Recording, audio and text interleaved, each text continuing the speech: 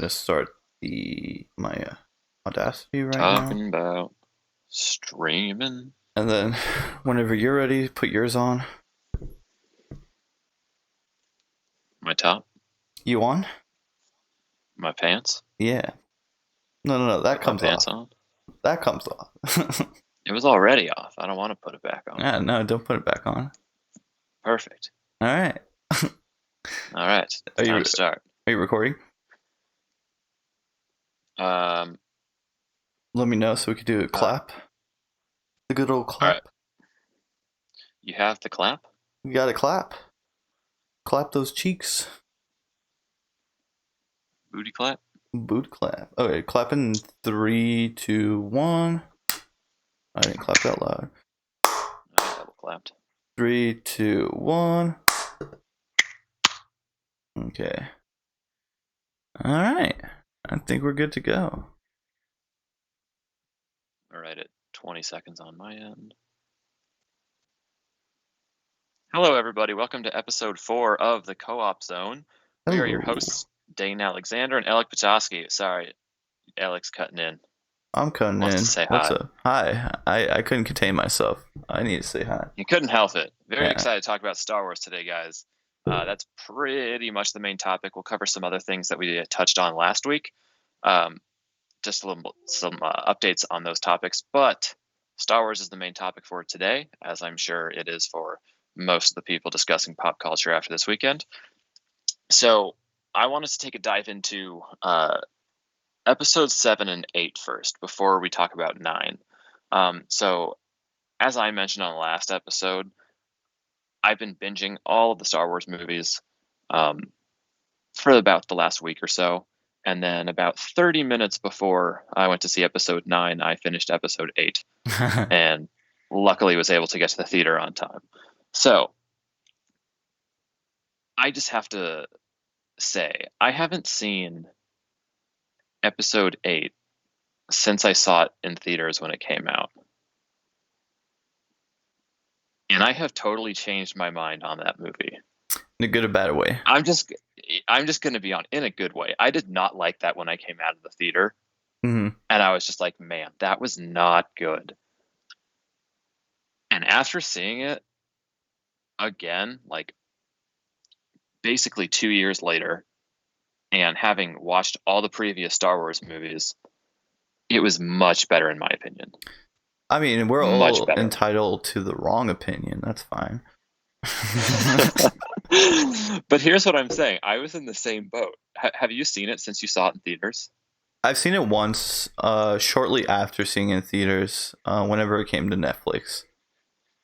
Okay. That's how I watched it. It's still on Netflix. It was definitely a lot better than how I remembered it. It's still the big thing that bugged me is that half the movie could have been cut out and it would have been the same movie. So I still have some issues with it, kind of like what you just mentioned on some of those longer parts. It is the longest Star Wars movie, I believe. I think it is just over 2.5 hours. That's about 10 minutes longer than episode 9. And there were some parts that could have been cut out. Mainly the Canto Bite stuff, the casino world.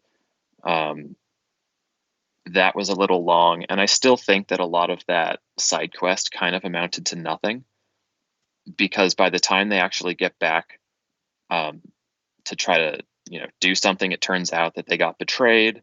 So then their storyline kind of is useless because they can't find the code breaker, and then they don't actually get to hack the ship to lower the defenses and stuff. So it wasn't that great of a side quest. Wasn't the biggest fan of it. It was not good at all. Yeah, and it was interesting that they brought in, another world that could be seen as. So I think that the world that they went to was actually kind of interesting. Just the topic and what they were trying to accomplish amounted to nothing, so it made it worthless, and it just wasn't very exciting. It could have been worth something that ultimately didn't end up amounting to anything. It had potential. It was actually pretty cool. Like, it's a world where it's basically just all the rich people in the galaxy, and most of them are incredibly wealthy by selling weapons and arms. They point out that it's mainly, to the First Order, and you're like, oh, they're just getting rich off of selling stuff to bad people. But then the guy that betrays them, that they use instead of finding the code breaker, they use that guy. I'm forgetting his name, who helps them out and then betrays them. He points out that the ship that they stole to get off the planet, the guy sold weapons to the First Order, but he also sold weapons to the rebels, and like X-wing parts and stuff like that. So it was very interesting that like I felt like they could have had a lot of dynamics to discuss there, in terms of just like the politics of how the war works and stuff. And I just thought it was kind of interesting. So I wish they would have expanded more on that instead of just like, oh, here's some animals for them to ride. And it's like, eh. So I wasn't the biggest fan of that. But honestly, that movie is beautiful. It's a gorgeous movie. Are you there? Hello?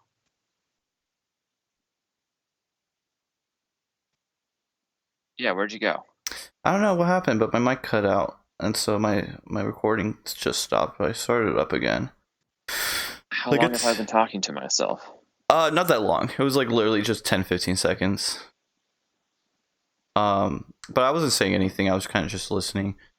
But yeah, the actual planet and like the atmosphere was fine. It was just the whole. Wait, do we need to reclap?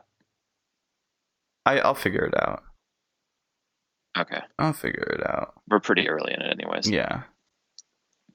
Yeah, so I thought it was very interesting, the dynamics that they had, that the people like helped the bad guys, but they also helped the good guys with the weapons and stuff. And there's like a middle point where, you hate them because of one reason, but you also kind of like them because of another. And it's difficult to just hate everybody there when technically they're helping both sides out. Right. So, and it was just very interesting. And I wish they would have expanded on that as opposed to just making it a little side quest that amounted to not much. Yeah. Yeah, I agree. Yeah, and then Luke. So in the beginning, I hated how they portrayed Luke in Episode 8. But after watching all the rest of the Star Wars movies, it didn't seem like it was that much of like an unrealistic take of him, to be honest. Like, because I noticed that there were plenty of times where Luke, even in the original trilogy, like wasn't completely sure about himself and still didn't really know what he wanted. In episode 4 and 5, sure, but as soon as like 6 was so different, and I thought that like he mastered it. Like he knew, like he seemed just always serious and like knew what the goal was. And I felt like in episode 8 they reverted back to how he was back in like episode 4 and 5. He didn't seem like a Jedi master. He seemed like a Jedi Knight again. Yeah, and I get that. But then it also kind of just seemed like he never went through what Obi-Wan went through, right?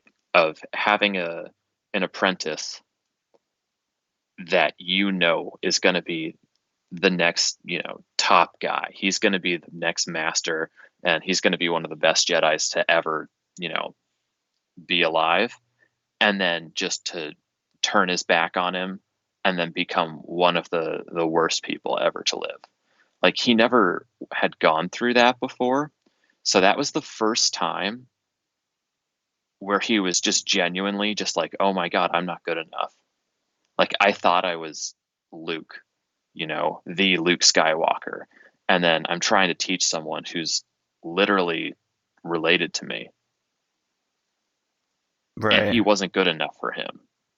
Mm-hmm. And it just made him feel like and he mentions this in the movie, like, oh, I'm just the legend. Everyone refers to me as the legend, but that doesn't mean that I'm great just because people say that I'm great. Right. And I feel like it was kind of saying that, like, just looking at the movies, the original trilogy, of going like, okay, everyone in the world thinks that Luke Skywalker is the best guy because that's the way the movies portrayed him to be. But just because he did really good things doesn't necessarily mean that he's the best. Like, he did what he had to do and what he needed to do, but it doesn't mean that, there's no one that can do something better than Luke can. And that's what he was kind of coming to terms with, of, okay, if I was that good, then Kylo wouldn't have turned on me, or at the time Ben wouldn't have turned on him. That's what he's thinking in his head. So once that happened, he didn't know what to do, and I guess he was just kind of done with being, Luke Skywalker, and just wanted to be just a regular person. Right. And I guess a lot of people have an issue with that because they're like, Luke is so great that he can do anything. But I'm kind of okay with him having a bit of a human side in that aspect. I was okay with it. It was just he was too silly.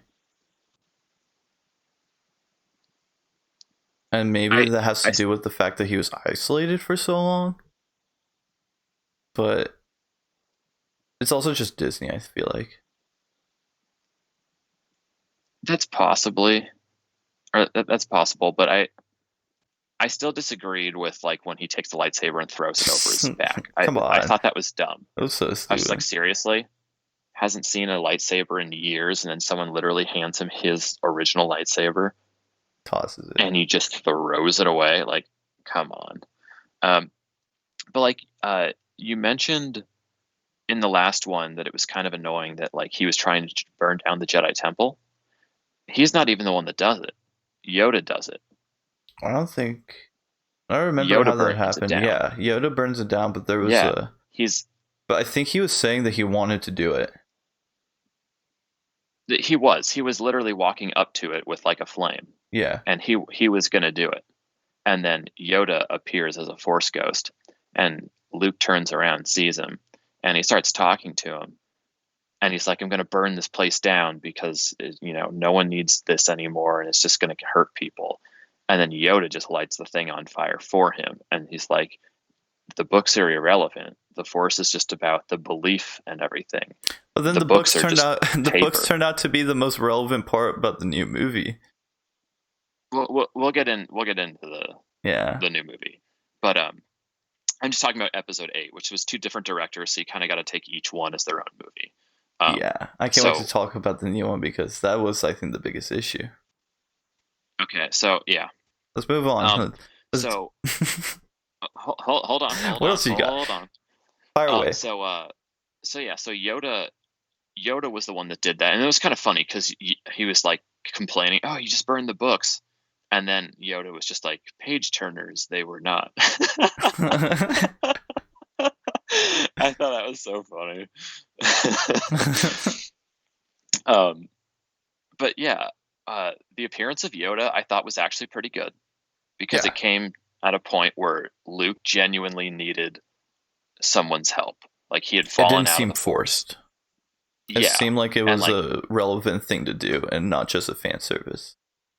yeah, it wasn't just a, oh, hey, here's Yoda. It was like, I mean, if people are going to do that anyways. Like, oh, cool, here's Yeah. Yoda. But the excuse to bring him back for that It worked. totally fit. Yeah. And I thought that was a very good appearance.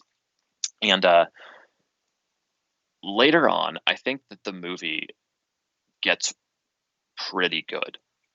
I really do.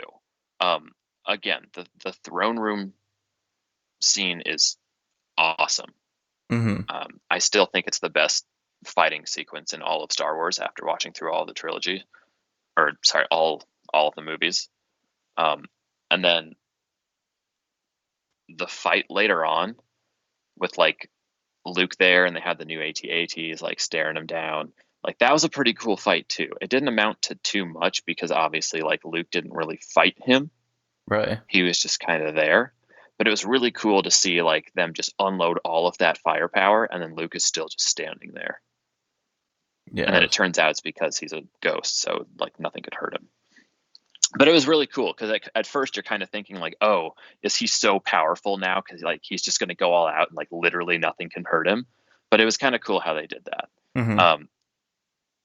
The thing that really annoyed me though is that I can't remember her name, but the girl that Finn becomes friends with Yeah. Okay. and goes on the Canto Bite trip. Yeah. When they're on those little speeders heading towards the AT-ATs, Finn decides that he's gonna sacrifice his life and crash his ship into the big, To save everybody. The big blaster that's gonna like blow the door open. Yeah. And he's just about to do it, and that girl just comes in and hits him and just knocks him out to save his life because she likes him. And I was just like, are you kidding me? Like, it's such a bad play. I think that if Finn died there, that would have made Finn a much better and more memorable character because he literally saved Leia and whoever was left of the rebels to leave It and didn't make sure matter that the door because doesn't get open. they ended up not But you don't. dying at all anyway. But yeah, I know. But you don't know that Luke is coming in the first place. So by them letting that blaster destroy that door, they would have died if Luke didn't show up. Yeah, but then So they that weren't thing going to just needed kill to him off for die. no reason.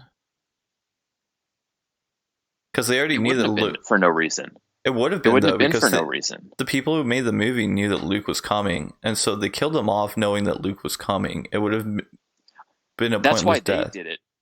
Yeah, that's why they did it. But I'm just saying it made that whole scene kind of pointless. Like what she did, I'm just saying her decision, they didn't know that Luke was coming. They Half didn't the know movie in the was movie. pointless. Okay, but I'm just focusing on this scene for Yeah. now. On this scene, they didn't know that Luke was coming. So what she did was very selfish. She was like, okay, I'm going to save my friend, even though if he doesn't do this, the blaster is going to break that door open and everybody is going to die. And not only that, she not only jeopardized, like, it was originally just his life that was in danger. Now she jeopardized both their lives. Yeah. Like, Then she was in danger, and now he had to carry her back because both of their machines were broken. He had to drag her all the way back across the salt plains. It's like, are you serious? Oh, another thing is that salt plain scene was gorgeous. I love how it was like red salt. So everything they were doing was just leaving behind this red dust. It was really pretty. it was cool. It was cool Yeah, for the and sake of then being cool. yeah, and I don't know. Honestly, I kind of liked it. And about episode 7, I'm still sticking with that being like a great movie. I think it's really good. I think it was a good re-entry to the series. Yeah, which I'm fine with because like when you're reintroducing people, you kind of got to play it a little safe. Yeah, I was okay with. Yeah, I don't think there's too much to hate on 7, other than, basically redoing a movie that's already happened. It was okay. It was fine. It was good. Yeah, and Mainly because I they thought introduced all the characters really well. I liked Finn. I was disappointed with his character and as like a whole scheme of things. They should have done more with Finn. yeah, but it was really cool, like introducing a stormtrooper that's just like failing to comply with his orders, and then he's just trying to run away. Like that was a cool dynamic. Yeah. And then I really like how like the Han Solo death is just done really well. Mm-hmm. That was done really well. It is. Yeah. And yeah, every time I see that, like I just get so sad when it happens, even though I know it's coming. Each time I see it, I'm just like, oh man, like it just hits you so hard. Mm-hmm. They did a great job with that. And then like when like Chewie just screams afterwards and you're just like, oh jeez. Like it's just so sad. Yeah. So I really I'm just gonna be honest, I changed my opinion on 8, and I think 8 is a good movie. Do you I like it really more do. than the sequels or prequels? I mean, Which 1 through in the 3. prequels. Yeah. So I think that the prequels have a more consistent story by far. Yeah. Okay. The storyline that George Lucas wrote for episodes 1, 2, and 3, even though they weren't all directed by him, that he wrote all of them. So he was able to write, okay, this is exactly what I want to happen, and then I'm going to break it up into threes, and each one is going to be a movie. So it was clearly one concise story that he broke down into 3 parts. So it was very clear of like what was going on. This is happening, and then that's going to lead to this. Like it was a very linear and progressive storyline that made sense. This trilogy, you're not really sure where it's going, It's and each so movie is just clustered. kind of a mystery compared to what was going on in the last one. And there are still a bunch of questions that aren't even answered. Yeah, a lot. Which kind of happens when you have a different director that, like maybe J.J. Abrams was creating some questions that he was going to answer in 8, and then you have a different director, so now he doesn't answer those questions, and then also makes new questions that J.J. Abrams didn't answer, but now he has to answer to some of those questions. It just creates kind of a jumbled mess. A big mess. So, yeah. Okay, so with that, with Spoilers. the acknowledgement that 8 is a little better than it was in my opinion, Uh-huh. we will move on to episode 9. So yeah, Woo if woo. anyone hasn't seen it yet, full on spoiler. Yeah, get the hell out of here. Yeah, get out of here. I also Get put out in the of here. Go. title on the Twitch Go to the video movie the theater. spoilers, so you've been warned. Yeah, you have been warned. All right. So let's just both say what we thought of it in like 3 words. Like, I liked it, I didn't like it, it was good, it was bad. Just very simple right off the bat. I liked it. It was bad, mediocre, somewhere in between there. Okay. Go for it. The plot didn't make any sense, and the very beginning, it wasn't even the first scene of the freaking movie, but just the text. That was the dumbest text sequence out of all the Star Wars movies, and it didn't have any. There was no point of it. Everything was just random. Nothing made sense. I don't. They introduced a lot of new things in the very beginning that was never introduced in any of the other movies, and it was a clusterfuck that I think had to happen because 8 was so different from 7. And I think I'm so confused why Disney was able to have this big name of Star Wars and not have any idea where to go with it. They knew where they were going with 7, but it really seemed like they had no idea where they're going to go with 8 and 9. And they completely just messed the whole entire trilogy up. Okay. So that's why I think I have a slightly different perspective on this, because I literally finished 8 30 minutes before I went into 9. Mm-hmm. And just going through the whole series right up until the point where I see episode 9, a lot of things just fit more in sync with each other. And that's why I don't think 8 is so bad. I think people put too much pressure on 8 because everyone wants Star Wars to be this super cool adult show. And going back and seeing the original trilogy, like, it's not that much of an adult show. Like, Okay. it's a pretty kid-friendly series. Yeah, It really is. The originals are all rated. They're all rated PG. Like, they all have kid elements and tons of humor. Nothing is too bloody ever. Like, the scariest thing is probably Palpatine. Luke getting his arm cut off, or Uh-huh. Palpatine's face. Yeah. But other than that, like, it's really not an adult movie. Like, even episodes 1 and 2 were rated PG, and Right. Darth Maul gets cut in half. So like, they've always been very like family friendly, but also cool and action oriented and sci-fi and stuff. Right. So I think people have set up Star Wars expectations as the super cool new, like, awesome hardcore, space exploration killing movie, and like, that's not what it is. And that's the expectation that I set for episode 8, like, going back to it, and that was the incorrect expectation to have. Like, they're very fun movies, and That's fine, but The my big complaint was the plot. That has nothing to do with how cool it looks. If yeah, anything, yeah. I thought it was a lot cooler than I thought it was gonna be. You mean And 8? 9. Even 8 too. 8 Oh, was really cool. I had no complaint but about the action or any of that. That it was spot on with what I wanted.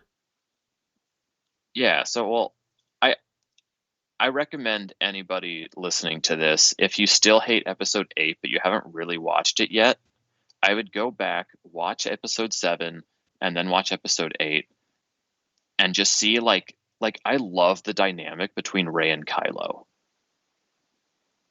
Mm-hmm. and that really took off in episode 8. It did. Like really took off when they're talking to each other and they can like see each other but they can't see like where they're at and stuff. Those sequences are just amazing. Like I genuinely love those sequences. It's just so cool. It's like watching this relationship where they're not supposed to be together, but they can technically be together wherever they are, you know, Yeah. like teenagers or something. And it's really cool. And then it just progresses and they both tell each other that they've seen each other turn. And I think that they're both referencing that throne room scene. I think they have both seen the future at that throne room scene. And because they're fighting together, Rey thinks that Kylo is going to turn bad, or sorry, that's going to turn good. And Kylo's looking at it going, oh, she turns bad and she fights with me. Uh-huh. And then after that throne room scene of them both fighting together, they're both waiting for the other person to say, I'm on your side. And neither of them still do. They both still stay on opposite sides because their predictions were incorrect on that. But it's just so great. And then it continues. Like I really like that dynamic, and then it turns into episode 9. So episode 9, or sorry, well, sticking with episode 8 because this is a critique that I had. Snoke said that he was the one that brought them together mentally. He was like, you guys have been talking to each other from across the galaxy because of me. Like I've been doing that to you guys. Snoke literally says that. Yeah. But And then once Snoke is gone, they continue doing it. so what I was thinking the whole time I was watching episode 9 was what you said, which was the only reason the Palpatine's back is because Snoke died. And Yeah, and that's what I said. That's what I said in last week's episode. yeah. And I think you were right. So because there was no reason for him to be back. yeah, so the way they did it was it turns out that, Palpatine is behind the show and he's pulling the strings the whole time, and that's what he's been doing. And he's still been alive and he's just been sitting there, and while he's recreating this huge like Sith army and fleet, he's also, creating other people because I guess Snoke was some type of like Frankenstein monster that he created and then just like was able to take control of his mind. So he was basically Snoke. So everything that Snoke did was just him. Um, and I felt like that's a cop out. The whole movie was a cop out. Yes, I agree. So yeah, I'm okay if Palpatine was back, but if Palpatine is suddenly back in 9, it seems like something that they should have started building up immediately in episode 7. And if not 7, at least 8. Yeah. Like that's such a big thing that I feel like you have to give people like a hint that he might still be alive instead of literally just dropping it in like the text before the last movie, and they're just like, they found out that Palpatine is still alive, and it's like, Dane, that oh, they just found that out. Like they didn't I know. was gonna have It's just been a diarrhea when I was reading that text. It pissed me off so much. Yeah, so I mean, I did think it was cool that it was like, oh, they both are going to want to kill him. Like Kylo and Rey are going to want to kill him because Kylo's looking at him as like someone who's going to get in his way. But then Right. just right off the bat, he convinces him, no, go kill Rey. And then, you'll get all the power and stuff. And I was like, oh, well, that was easy to convince of him to not kill you, I guess. So yeah, it was kind of strange that they just randomly brought him back because he clearly died. Yeah. I mean, well, to be fair, he They didn't clearly completely die. threw He got Anakin's thrown down a redemption big arc. shift. Anakin's redemption arc was non-existent after this movie. There was no point in Anakin throwing the Sith and becoming good because he didn't end up killing him. That whole thing, Episode 6, was pointless now. Okay, that I agree with. Yeah, like Anakin, like the whole big thing is that like Vader turns back into Anakin and finally, redeems himself, and that I Yeah. get. It kind of Because threw now it's like, well, he the didn't entire actually die, so series then what in was the this. point? Because now it's like, even now, it's like, oh, is he even actually gone? No, he's not. He's probably not gone. He's still around. And then they're going to do another trilogy of him still being alive. Well, that's what I was thinking, because like she was like, or sorry, he was like, oh, if you kill me, then you just possess my powers and I become you, Yeah, that was and the then whole you'll still point. be He evil. wanted her to do it anyway. And she ended up doing it. So that's what I So thought, and then I was like, wait, so if she kills him at the end, how come he didn't take over her? And I think it's probably just laying dormant. I was looking up some stuff, and it seems to be that she didn't technically kill him. She was just using the Force to absorb the power, and it was able to be shot back at himself with the two lightsabers. So he Uh-huh. technically killed himself That's a because she stretch, but didn't actually okay. slice him down. And also, I think she has to kill him in anger, because that's what I was getting. He was Uh-huh. like, use your anger and kill me, because that's where it always starts from. Even when you have Palpatine telling Anakin to kill uh, uh, episode 2, or beginning of episode 3, Dooku. When he's telling him to kill Dooku, he knows that Dooku's obviously under his control too, but he wants Luke to use his anger to kill him, because that goes against the Jedi way of just killing people because you can kill them and you hate them, not because you should kill them and because it's the right thing to do. Right. So that's what he was trying to do with Rey, like knowing that if you kill me, then that's you officially like making the wrong choice. And he wanted Luke to do that with Vader, and Luke said no. Like once Vader was down on the ground, he was like, "No, I'm not going to do that."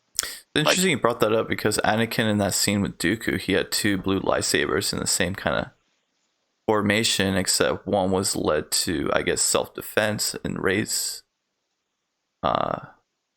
when Rey did it was in self-defense, while Anakin, when he had the two blue lightsabers, he just straight up cut Dooku's head slice off. his head off. Yeah. Yeah, And I wonder if that was intentional or not. probably, actually. Um, but yeah, I just thought that was kind of interesting. So I guess he technically killed himself because his own lightning was shot back at him. Mm-hmm. Uh, Okay, I could kind of see that, I guess. yeah. And I really, I'm just gonna say I really like Kylo. So what did you think of the scene where they kissed? Because the entire theater groaned at that. It was so funny. Everybody unanimously was just like, "Wait, what?" Because I don't know about you, but for me, I always thought of them as like a brother-sister relationship. Even though, maybe in episode 7, that's kind of what your head kind of gravitates to, so they're brother and sister. And even though you know that they're not, they still kind of had that like relationship, and it was kind of just weird and awkward seeing them do that. I didn't like it. So I always thought that like they kind of had a crush on each other, but they know it's kind of like a Romeo and Juliet thing, Mm-hmm. honestly, where like they're both from two separate houses and they know that like their family forbids them to be with each other, but in their hearts, like they know, like they try so hard to turn the other person to their side. Right. Like never before, like in the trilogy, has there been, or sorry, not the trilogy, but any of the Star Wars movies, has there been like two people that have both been trying so hard to turn them to the other side, the way it was portrayed in these movies? Like literally from the get-go, they're both like, I can get that person on my side. And they like the dynamic between them is just really good like that. And I think that it's not just because of power. I think they genuinely like each other. Like, she sees genuine goodness inside of Kylo, and he sees genuine, like, hatred inside of her a little bit from, like, her not knowing where her parents are and why they never came back for her and everything. Uh-huh. So they both can see where they're hurting inside. And I always thought that they kind of liked each other, so the kiss makes sense. I just don't know if they should have done it. I thought they were going to hug each other, to be honest. Same. That's what I thought. They should have ended it like that, hugged and then cloth. Yeah. I thought it was going to be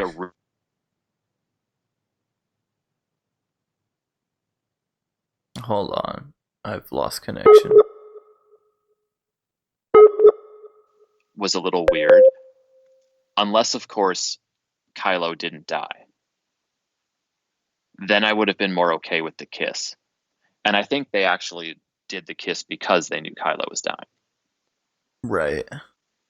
Just fucking They were vanished. like, all right, we want to send him out with a bang. Julie pointed that out, that the only reason he vanished was that if he revived her and then he died, she would have revived him, and it would have been just a cycle. What I said, yeah. I said that to my girlfriend too. I was like, it would be so funny. Like, they just keep reviving each other just constantly, and it just never ends.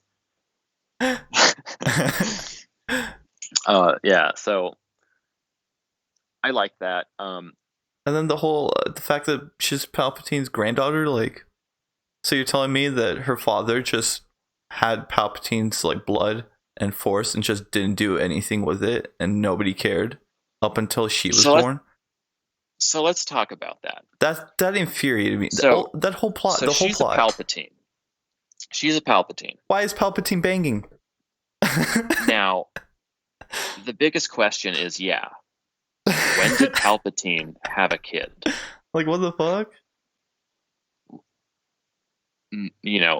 Nowhere in any of Star Wars, and I believe I read that nowhere in any of the expanded universe does Palpatine ever have any type of relationship. Like, he doesn't even seem like that type of person.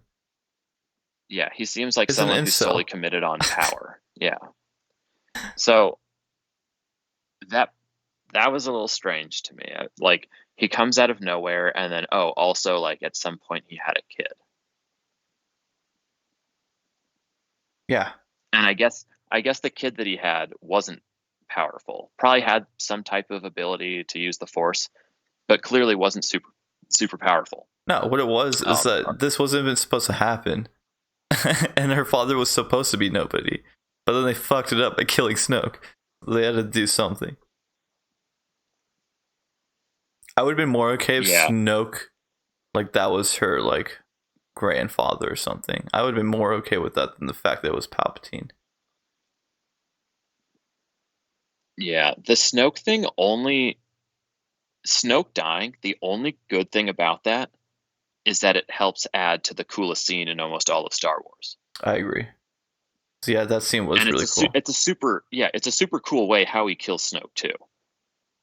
Like, Snoke is talking about how, like, Kylo's gonna be great now or whatever, and then Kylo is just distracting him while he turns the lightsaber that's sitting right next to him and just immediately just, like, sticks it out and then cuts him in half. Like, it was great.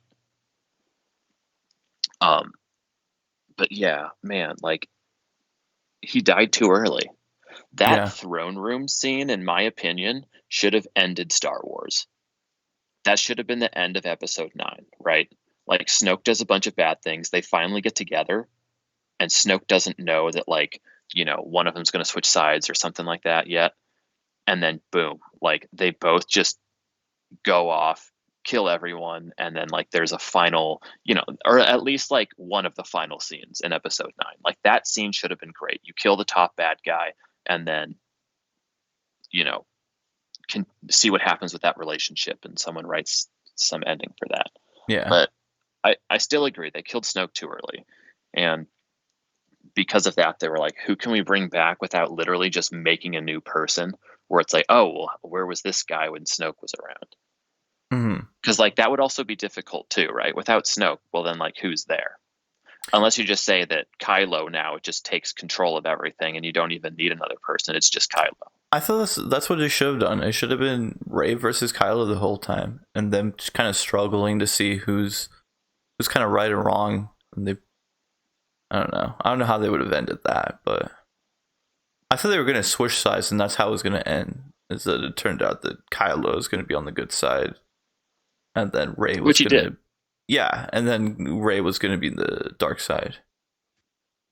So that scene where she sees herself on the dark side, that lightsaber was sick. That lightsaber was fucking sick, and it was the lightsaber that I guess the Jedi Sentinels, like Guardians of the Temple, would use, and they would use double bladed yellow lightsabers, which is cool because that's what she ended up having at the end of the movie. Yeah, I was gonna say that, but it was super cool. So it was double bladed, but then it can also drop in the middle to be like a Darth Maul lightsaber. Yeah. And then there was a scene where when she was fighting herself, she brings it back up and catches her Jedi lightsaber inside of her Sith lightsaber. Uh huh. I thought that was so cool. Like that was a really sick lightsaber. I was Yeah. like, man, if only like that was actually shown like more of instead of just like a 10-second scene. Which is another complaint in the movie is that I wanted a more huge lightsaber fight, and we didn't really get that in this episode. And same with episode 8. Episode 8, the throne room was awesome. It was awesome, but there wasn't like a Jedi So, versus Jedi fight. It's a minor complaint. I mean, there technically is because he goes up against Luke and they both have lightsabers out. Yeah, But again, that was I know nothing. I know Yeah. what you mean. I know what you mean. And then I was hoping that the two of them, I thought Palpatine was going to be like in his final form. It's going to be like super young. It's going to be him back when he was in episode 1, and he's going to bring out his lightsaber, and then both Kylo and Rey were going to like duke it out in a lightsaber fight. I thought that was going to happen too. I was like, oh my god, Kylo and Rey are both going to go at Palpatine, and I was like, this is going to be so sick. And then And then it wasn't. that didn't happen. But I kind of understand the way they did it too, because they made it about Rey and they made it about the Force. I get Like, it. I thought it was really cool when all the Jedi's like Yoda, Obi-Wan, and everyone That was a were nice just scene. like, yeah, they were like, use the Force, like you can do this, and like just building up her power, and then just boom, taking it all out, and like it's basically all of them knowing that she's the last hope to kill Palpatine right here and now, and end all of this that all of them have been fighting to do, and they were all giving her permission and like the power and confidence to be like, you can do this right here, right now. So that was pretty cool. I like that. And then what else? Kylo. So you said no lightsabers. I thought the Kylo Rey fight on the Death Star with the waves crashing was pretty sick. It was, but it wasn't much. That was awesome. I really liked it, and like they're all wet from the waves crashing and everything, and it's just a super like violent sea. I really liked that, and it was a cool setting that like that's the Death Star, like but crash. Like I thought that was pretty cool. And then it was interesting that they went back to Palpatine's like his main It was a throne planet, dude. room on It was a Sith planet. It was a Sith planet, and they had to get. No, I meant on the Death Star. Oh, okay. Yeah. They went back into the room that you see at the end of episode 6. Yeah. That like Luke is in, and Luke's looking out the window and like seeing that there's no chance. And then like he goes after Vader, which reminded me greatly of the ending of 9, because Palpatine once again opens up the ceiling and shows Rey all the ships, and he's like, you guys have no chance. And she's like, oh my god, we're all gonna die. Like that's what she's thinking. And that's the same thing that he does with Luke at the end of 6. Mm-hmm. He tells Luke to look out the window, and he sees the battle going on, and he sees that like his side is totally overwhelmed and they're not going to make it. Right. And he did the same thing with Rey. I thought that was really cool that they did that part. And yeah, the fight with Kylo I thought was sick. I hated the fact that Finn comes out of nowhere and he's just like, Ray, I'm gonna help you. It's like, dude, you can't help them. What Come on, what are Stormtrooper. you doing Yeah. running out there? You're just a regular person. Like, you're just gonna distract her so she looks at you while you're screaming and then dies because she wasn't paying attention because I of don't you. think so. I was like, 'Cause you're so dumb. Like, what are you doing? because there's a lot of moments in that movie where he's just like, we gotta do this, and everybody's like, why? And he's just like, I just feel it. And I'm like, oh, so he's definitely a force user. So that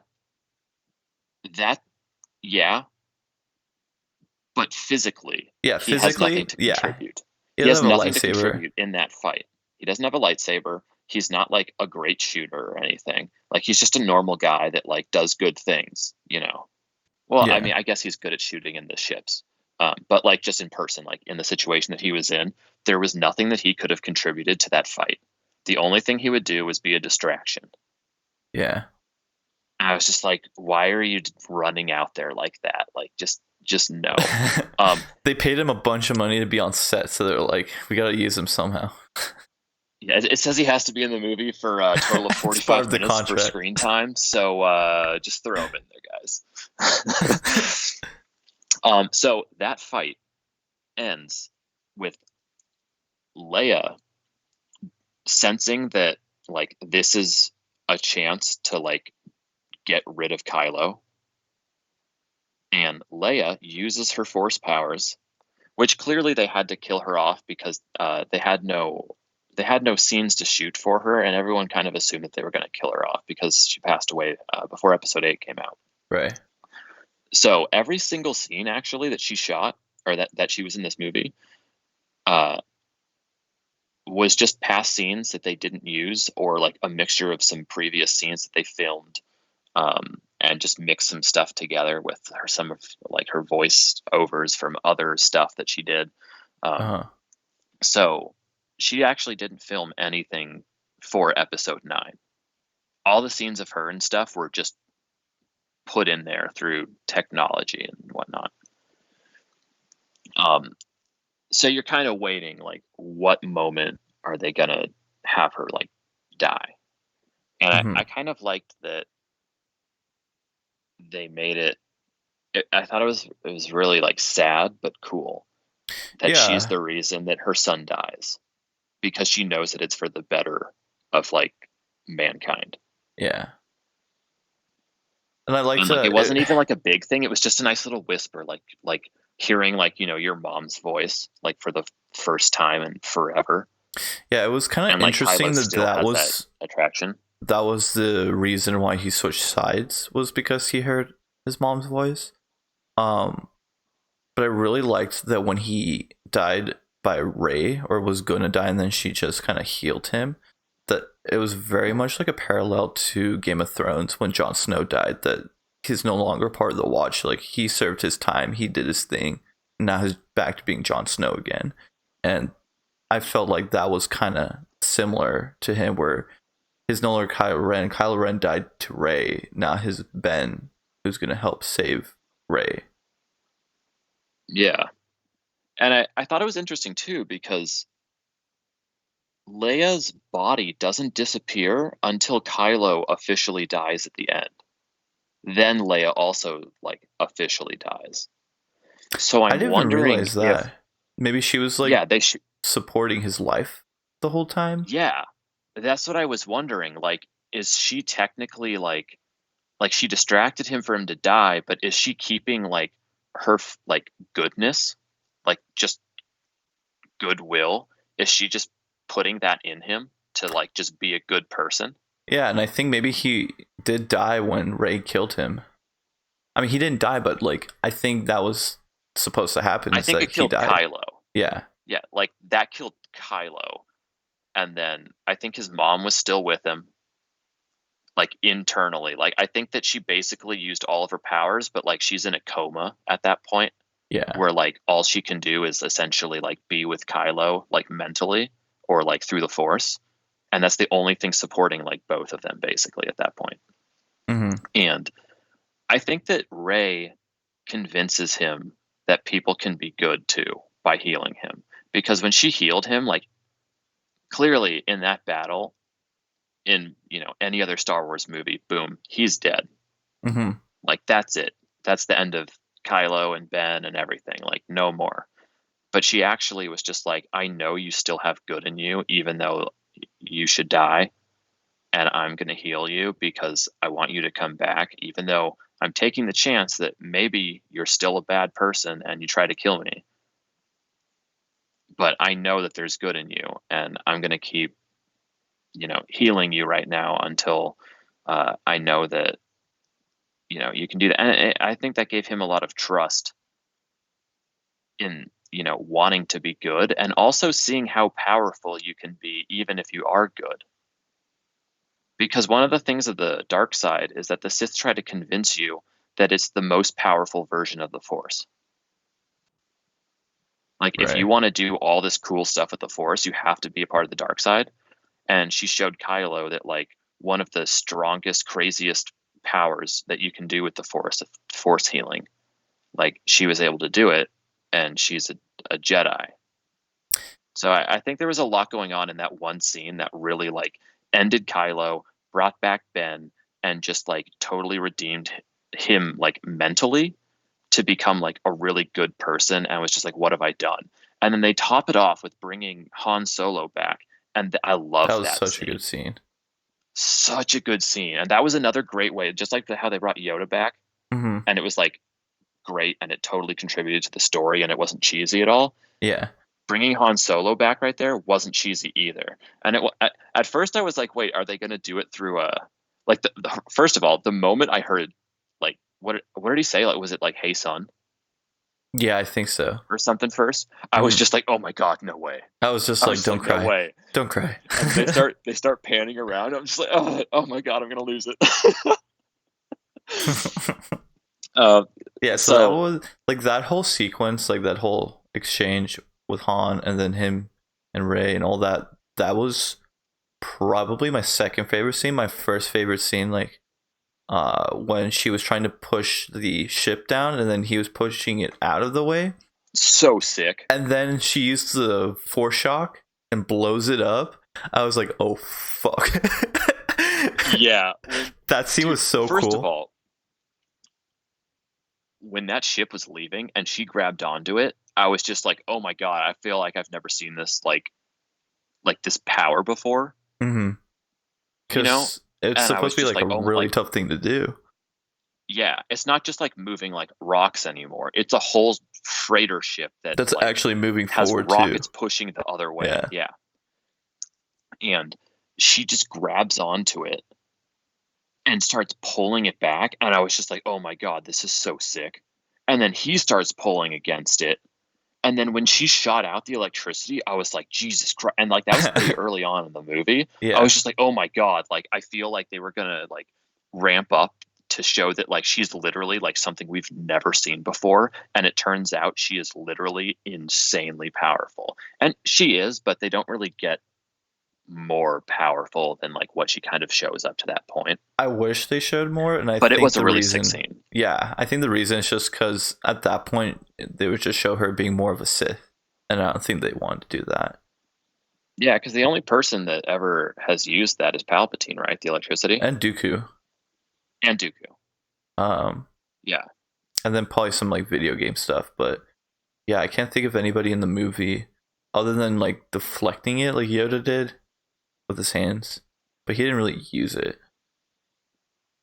Against Dooku. Yeah, he like just deflected it and like absorbed it, Yeah. but he didn't use it. Yeah. But yeah, that scene was sick. So sick. That was awesome. And then it was interesting. Like, she was running away from Kylo with him in a starfighter, and like, did the backflip over it, and, like, cut it up and stuff. And just Oh, like that was a that sick whole scene scene too. was Yeah. that whole scene was pretty good. Like, the moment Rey was just like, I have to go down here for a second. I'll be right back. Like, starting from right there, it just got, like, really good, that scene. And then, like, Chewie starts, like, walking away to, like, go after her, and then you just see the Knights of Ren, like, right behind him. So what did you think about the Chewie fake out death? It was like to be expected. I didn't think they were gonna kill him off. I got sad for a second, but then I'm like, No, they're not going to kill him off because I've seen him in other trailers. Like, he's fine. I wasn't. So that's the benefit of me having not watched a single trailer. I had no idea. So like everything that I saw, I wasn't like, oh, in the trailer they showed Chewie in a different scene that he hasn't showed up in yet, so I know he's still around. Like I didn't have any of that. Right. I wish they did kill him off because that just would have shown it would have had a more That she impact. couldn't control her power, right? Yeah, that she couldn't control it, and that she would have had way more emotion to everything, and more anger. I would feel, and I guess resentment to using the dark side because she sees what the downside of using it. But ultimately, I'm indifferent. It didn't add or subtract anything from it because I kind of expected it. Okay. The only thing is, when I first watched it, I couldn't remember seeing two ships. There wasn't. And then they explained it away, and they were just like, "Oh, so there were two ships, and like she blew up one of them, and then we got the prisoner on the other one." And I was like, "Wait, what two ships?" Yeah, there wasn't a second one. They just wanted a reason for him not to be dead. Yeah, so that I thought was kind of strange. I did see other people responding though that saw it multiple times because like then like that's something that you're looking out for like the second time you watch it to be like, wait, they said there were two ships. Were there really two ships? And I think they said that when they were loading Chewie onto the ship, you can see in the background that there is like another ship back there. Oh, okay. So then I gave it a pass and I was like, all right, as long as there is actually a ship. But then Finn also starts screaming, and Finn saw Chewie being loaded onto the ship. They show a scene of Finn like watching Chewie walking onto the ship. Yeah, I would think that everybody would have noticed that there were multiple ships. Except for Rey, because Rey was facing the other way. Right. But I thought Finn at least would have noticed. Seen it in the sky. It probably would. I don't think left the other one maybe hadn't taken off yet, or took off like a different direction, and they just didn't see it or something. I don't know. That one is kind of just like they did it as like a fake out for the death of Chewie. But also, I was like, if they did kill Chewie, I felt like they would have made a much more intimate scene. Because Chewie's such a big character, it wouldn't just be like, oh, he kind of dies and you don't really see it happen. I kind of like that though. Because it would have just been so dark and somber if that happened. It would have been. It would have been very sad. But if there was any way they were going to do it off screen, I think in that scene it would have been very good.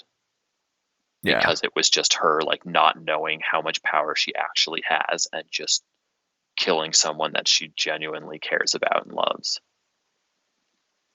Yeah. So which would have been great because that would have been a great dynamic for just giving her anger throughout the rest of the episode.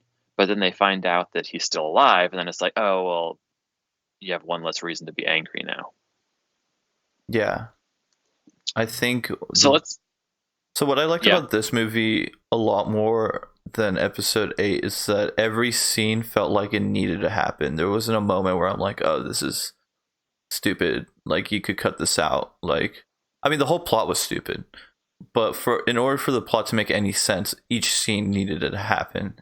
And I liked it a lot more in that sense than episode 8. Yeah, I agree. Every scene needed to happen. I feel like that's much more mandatory when it's literally the last movie of a trilogy. So you have a lot more like things that you can play with of like, okay, we have to answer this question. So here's this scene that answers that question. We have to move this to that. So, it's very, it's easier to like knowing that you have an endpoint. It's easier to put things in there that you have to answer and stuff.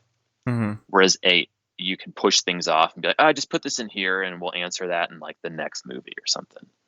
Right. Whereas this one, like, that there's no episode 10. So at least, they haven't announced it. Who knows? Maybe they could actually probably make more. They're gonna do another trilogy. That I'm fine with another trilogy, but just next Star Wars movie should have one director for all 3 movies and stuff. Well, not just that, but like make it in a different galaxy and don't relate it to any of the current characters or films. I think the next trilogy they're gonna do, one's gonna focus more on the Old Republic, and they're gonna show the formation of like the Jedi Council and the Temple and all that. I hope.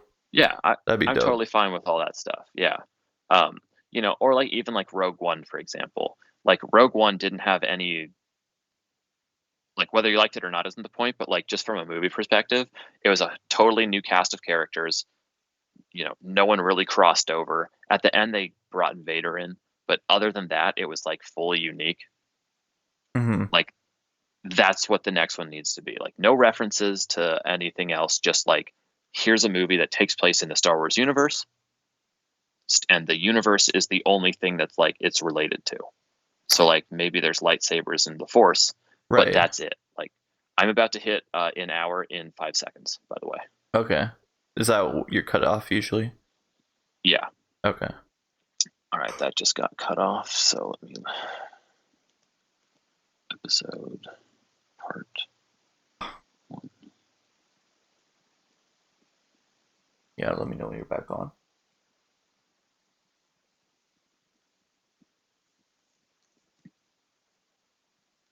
All right, just started. Okay, let's clap, I guess. 3, 2, 1. Okay, so I was gonna pull up, like the ranking tier thing that H3 does a lot, where it's S, A, B, and do like the whole Star Wars trilogy, but I got lazy and I didn't do it. So I figured, do you want to try maybe figuring out where we would put episode 9 in the tier list? Well, hold on. Are we done talking about it? What else do you want to add to it? I'm down and keep talking about it. Something that I thought was interesting is she suddenly, after she kills Kylo, and then like revives him on the Death Star, she just leaves and goes back to the Jedi Island that Luke was at.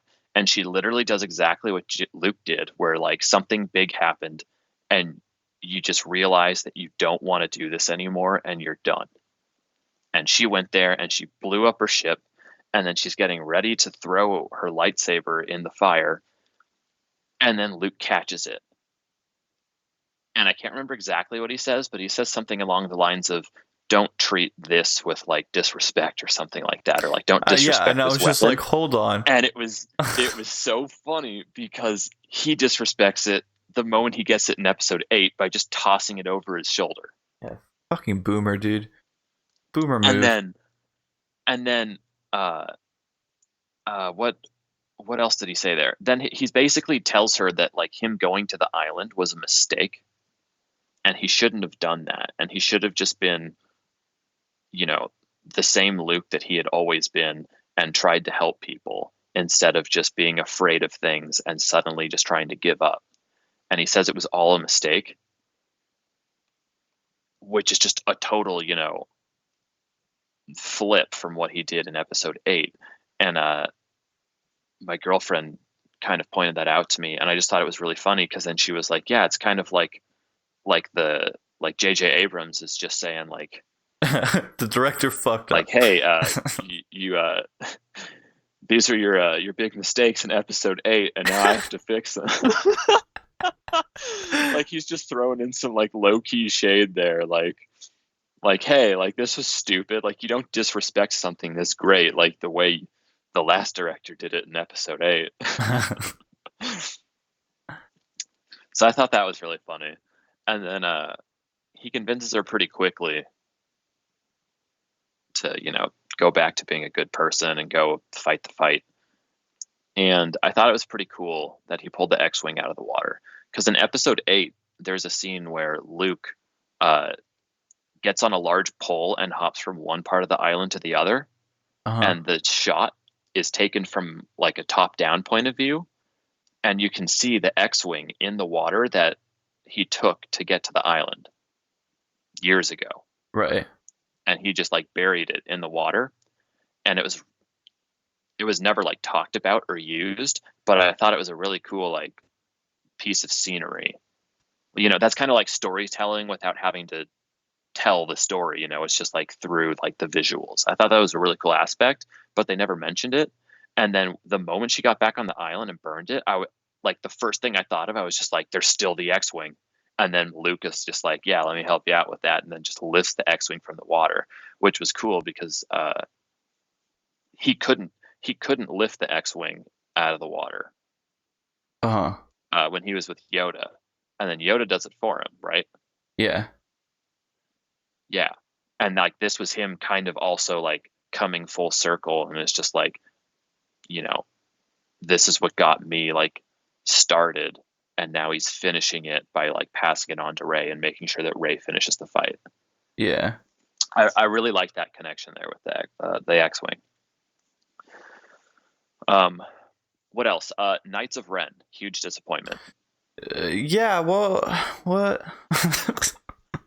I was super excited to finally see the Knights of Ren because they referenced it in the first two, in 7 and 8, because they're like, oh, Kylo is the leader of the Knights of Ren, but they never showed it.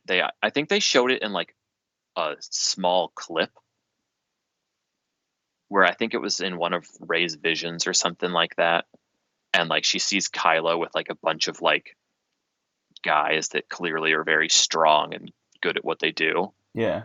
And nothing was ever shown from that other than people referencing it like, oh, Kylo, leader of the Knights of Ren and stuff. But it was very cool that they were finally here and they're hunting everyone down, and it's like, all right, let's go. Like, I'm ready for these guys to just be like the coolest guys in the galaxy. And then they don't fight anyone until they fight Kylo himself at the end. And they weren't even that like good. Yeah, especially since there were like 6 of them against 1. Yeah, Kylo killed him pretty quickly and easily. Yeah. So that was a little disappointing. And then I immediately like just think of the throne room fight, and I was like, those dudes that were protecting Snoke were way cooler than the guys that were with Kylo. Like, they were way cooler than the Knights of Ren. Yeah.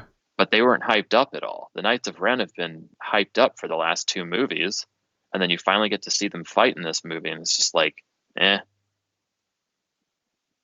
They were like the same in my opinion. Yeah. Then the throne room guys? Kinda. In what way? There's just like fighting style, and I guess like their purpose. They serve the same purpose as to serve their one master. It's just the. But I mean, like, in terms of like how cool they like actually came off. Like, that fight in the throne room, those guys came off as much better fighters than the Knights of Ren. Like, they actually kind of put up a challenge, and then they came off as much cooler looking, in my opinion, and their weapons were way cooler as well, because it was essentially regular weapons that had like lightsaber technology in them. That was definitely the most interesting part, is the fact that the Knights of Ren were just using like regular axes, weapons and armor and stuff. Yeah, it was very interesting. It was almost medieval weaponry. Yeah, they were like were they Tusken Raiders? Which I'm fine with, but it didn't satisfy the hype that I had for them specifically. Yeah. Well, it's because the movie was trash. See, I disagree. I didn't think it was trash. I think that the Palpatine stuff is very wonky, and the plot, it's not in very my opinion, was straightforward. trash. And it seems like they kind of just had to put Palpatine in there because they're trying to, end what started everything, essentially. Right. And like it comes full circle, I guess, even though you could say that his arc came full circle at the end of episode 6. But like I can kind of get that. But it does seem like they were trying to make up for some other stuff. And like you said, I am curious if Rey was supposed to be a Palpatine from the start. So it doesn't. Going back to the first question that you asked me, I thought that the episodes 1 through 3, the plot points were at least very straightforward. Mm-hmm. These ones, it definitely just seems like they didn't actually write out their plan for all three movies. It was like they just knew they were making a trilogy, made 7. Then another person comes in, all right, this is what I'm going to do, makes 8. And then another person comes in, all right, and then here's some extra stuff. Instead of them sitting down, writing out at least like the basic plot details of all Yeah. three movies and then making them. And I think that's a huge, like, that's probably the Disservice. biggest issue with this trilogy. Yeah. It's just the continuity And it just, between the stories of all three movies. yeah, drags the whole trilogy down by like a lot. Yeah. So hopefully on the next thing that they do with Star Wars, if they do another trilogy, or even if it's just like sequels or something, hopefully they actually sit down and plot out everything that's going to happen before. Like that's what made Game of Thrones good in the earlier seasons, right? Is that they already had all the material, so it's very easy to just be like, all right, let's sit down now and just say, like, how are we going to put that to video now, like from Yeah. words to video. Mm-hmm. This, they're just making everything up as they were going, and like clearly that was an issue with the last 2 seasons of Game of Thrones, was that they were making everything up as they were going at that point, so it started to suffer. Like Yeah. if you at least take time, take a couple years, get all the big details out, so like even if they do switch directors, at least the director has that original plot point to go off of and be like, okay, so this is what they were trying to do. Like I'll put my own spin on it, but at least I know like where the next movie's going and where they're headed to. Yeah. So it's not like two people with two totally different ideas of where this trilogy is going to go, and then they both got to make up for their mistakes or fix other people's stuff. And They needed some yeah, I kind of think that's the outline. biggest downfall. But yeah, Darkness 5632. He said it was decent, but it was not great. And I think that's most people's reception to the movie. And I think that's I read IGN's review on the movie, and I think it was a very decent review. And Yeah, a short that, review because it was a spoiler-free review. yeah. So I would have liked to see more detail, like at least like maybe do another like spoiler review. Mm-hmm. But they gave it a 7, And I which in think that's fair. their rubric is good Yeah. And that's for a what I 7 out of was 10. originally what I originally gave it when I came out of the movie, but now that we're talking about it, it seems like you are on the side of wanting to give it a higher score than a 7. I think it deserves a lower score, and I think it's more of a 6. So I think that the only thing that weighs it down is the Palpatine stuff. How like The entire it plot of the seems like, movie. And if the whole plot of the yeah. movie is bad, the whole movie is bad. I don't care what kind of cool scenes you have or very little scenes you have that are good. If the whole plot of the whole movie doesn't make sense, the whole movie just kind of sucks. Well, because here's my like, if you take out Palpatine and you replace him with someone else, like another person that it turns out Snoke was being controlled by that just wasn't Palpatine, Uh-huh. then everything would have been fine. It's just because they used Palpatine. Yeah, they could have done so many different things that, like I said, just the very beginning when this text was scrolling through the movie showing you what has happened, and it just seemed like a joke. It just like what? Like there was no indication that this was going to happen throughout the entire trilogy. And they're like, oh, by the way, Palpatine's around, and it's like that's it. You're gonna just have that in the text, and that's it. I did think that it was funny. And well, that goes back to the continuity thing. They should have been building up the idea that maybe he's been around for a while, like that leak that they got in the beginning of episode 9 should have happened in 7. Uh huh. Like even if it was just one scene that they didn't make a big deal about, boom, it makes everything okay. Because they mentioned it a long time ago, and like at least made it make somewhat more sense as opposed to just 2 movies later. Oh, randomly here's a new plot point because we need it. Yeah. Like at least set the stone for his return or something. That would Dark, have been more dark, okay. Darkness brought it up in the chat. He was like, "Didn't the Death Star blow up in the end of episode 6? Like, In episode 4, I remember it completely blowing up. Wasn't 6 similar to that? Or did it kind In of 6 crumbled? In 6, it was never finished yet. It wasn't finished. Uh-huh. Remember? And they thought that it wasn't complete, right? Yeah, it wasn't They thought that completed it in couldn't. 6. It was like halfway or Yeah. something, but they had like the weapon ready to go. Yeah. I But I don't believe remember that if it blew up completely or if it kind of crumbled when they they. destroyed it. Yeah. I want to say it crumbled, and it kind of fell It just towards. fell apart. Yeah. Yeah, because Luke had to get out, and he was bringing Vader. He was like carrying him, and Vader's just like, "Put me down, take my helmet off. I'm gonna die, and I want to see you before, like, with my eyes before I actually die." That was a good scene. So then he takes his helmet off. Says, they say hello, hey Vader, hey Luke, do Hey, their buddy. little thing, Hey, Dad. and then he dies, and then Luke gets on the ship and leaves because everyone's got to get off of it. Yeah. Oh, they brought the Ewoks back, baby. I was okay with that. It was nothing against it.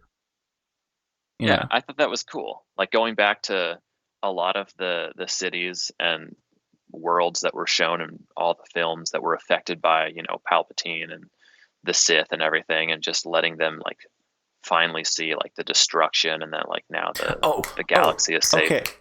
I remember what annoyed me a lot, which, correct me if I'm wrong, but there was a scene in episode 9 where literally, who was it? Poe, I think it was Poe. He was just like, all right, you guys, I gotta be real with you guys. Palpatine's back. And everybody was just like, oh no, Palpatine's back. And I was just like, is he a household name? Does everybody just know who Palpatine is? And so that annoyed me a lot. What annoyed me more than that was when they see Lando for the first time. And they all knew who Lando was. They all knew who he was immediately. But they didn't know who Han was when they were first introduced to him. Exactly. They knew the Millennium Falcon. They didn't know who Han was. Because they're all pretty young, and they talked about how like when they like were introduced to the Force and stuff, none of them have been around this stuff because the Jedis haven't been around for years. So none of them have grown up with these. They just grew up with stories about like all this stuff. And they mention in like episode 7, they're like, wow, all this stuff is real. Like, oh, it's a map of Luke Skywalker. I thought he was just a guy of legend. He's real. Yeah. And then all of a sudden, like in this episode, they just immediately know who Lando was. I was just like, what? Yeah, and like some random guy in this random place that you've literally never met. Like Chewie, 100% makes sense. Chewie should be ecstatic to see him. That clearly makes sense. Yeah. But then everybody else, and Finn is just like, yeah, I know who this guy is. You don't need to tell us who this is, C-3PO. Like, what? C-3PO is fucking hilarious in that movie. Dude, he was great. And I think that was his best movie yet. Yeah, I agree. They need to do a spin-off of just him from that episode.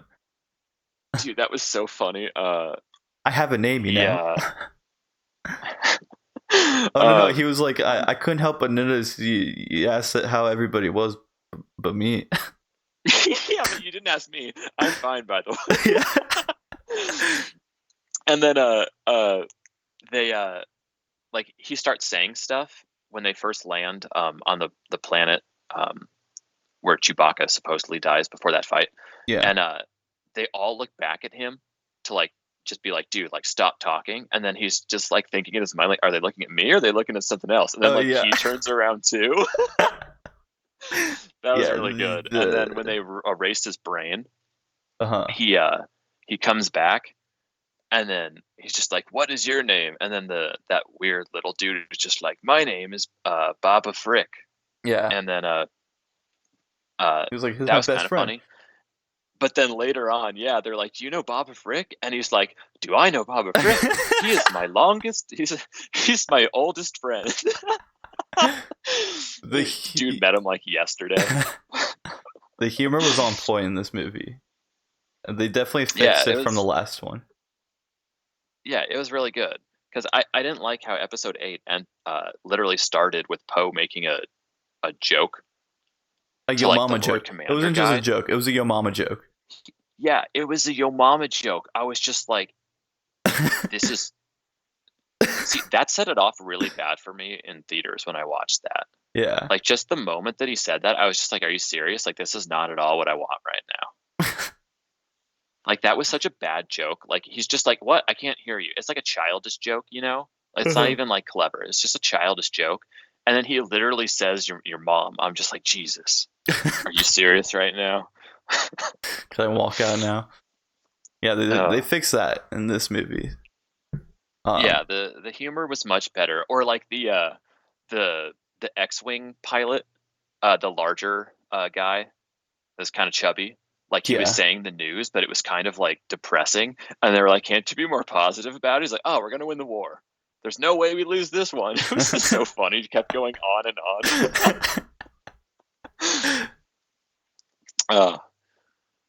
Um, let's see.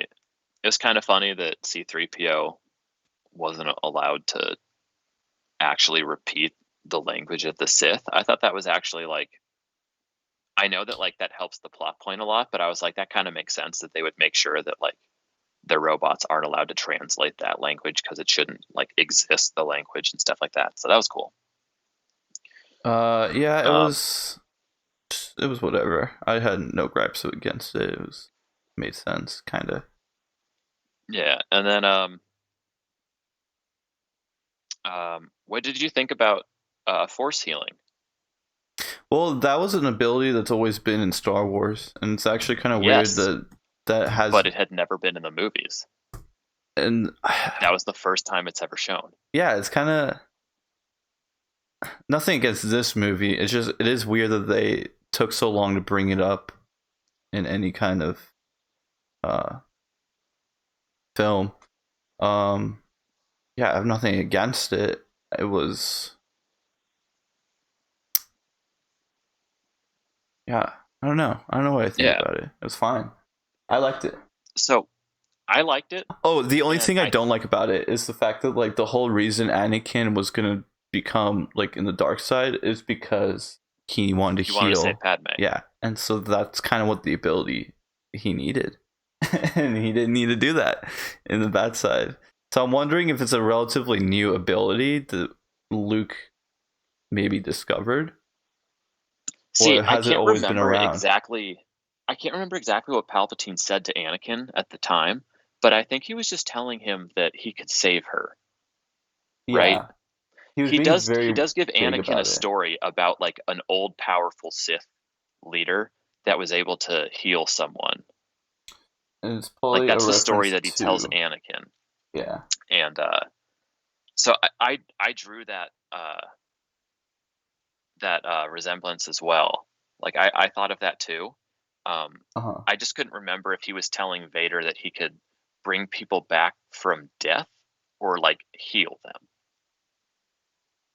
Oh, he You might know, have brought that up that it like was supposed to uh yeah, bring somebody from back from death. yeah. Yeah, but like if someone like cuts their arm, it's not like he could heal that. It was just about bringing back someone who is dead. Yeah. I think that's exactly what he said he could do or teach him. But then but then he never does it, which is kind of weird because once Vader becomes Vader, Palpatine tells him that she's dead. Yeah. But then Vader doesn't just go, "Okay, let me find her because you said that I would be able to revive her." Yeah. Kind of interesting. Um, but yeah, um, so there was that. And I'm like let's see what else. I brought up a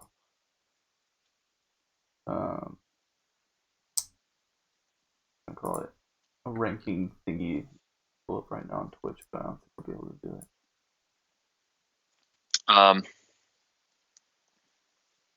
so yeah, I overall I thought the movie was pretty fun, and I liked a lot of it.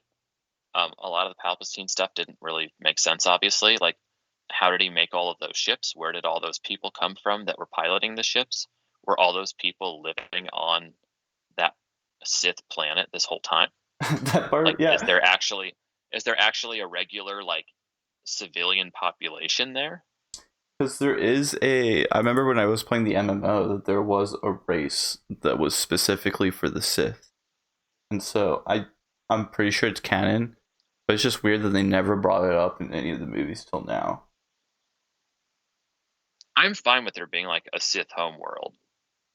Yeah, I'm okay with that, but why bring it up in a text? And I'm gonna like it was just totally in the intro, and it was just a lot to sink in the very beginning Yeah. of the final movie of a trilogy. And like you said, it should have been something that they built up throughout the whole entire trilogy. Yeah, it's a major thing to bring back in the Star Wars universe to just suddenly say, here it is. Yeah. Like, that's got to be something that you build up to. So that part I agree with. Besides that, though, I genuinely really liked the movie. I thought the action was great. A lot of the scenes were well done. The cinematography, again, was beautiful because these Star Wars movies these days are just insanely gorgeous. And I'm fine with how it ended. So she took Luke and Leia's lightsabers and buried them both at Luke's old house. Yeah, that scene was sick. That was cool. It was a little weird that she buried Leia's there, because it was Luke's place, not because when Leia's. they originally, they were brought at the same planet. In the end of episode 3, I think they were both at that same. No, Obi-Wan took Luke there, and then Leia was brought with Padme's guard. Yeah, I remember that counselor guy, and he took her to his planet, and her planet's no longer there because it got blown up in the beginning of episode 4 by the Death Star. Right. So Leia could never go home to her. I don't know why I recall seeing totally different planets. No. Okay. The only time Leia was ever there was when she was captured by Jabba the Hutt. That's her only connection to Tatooine.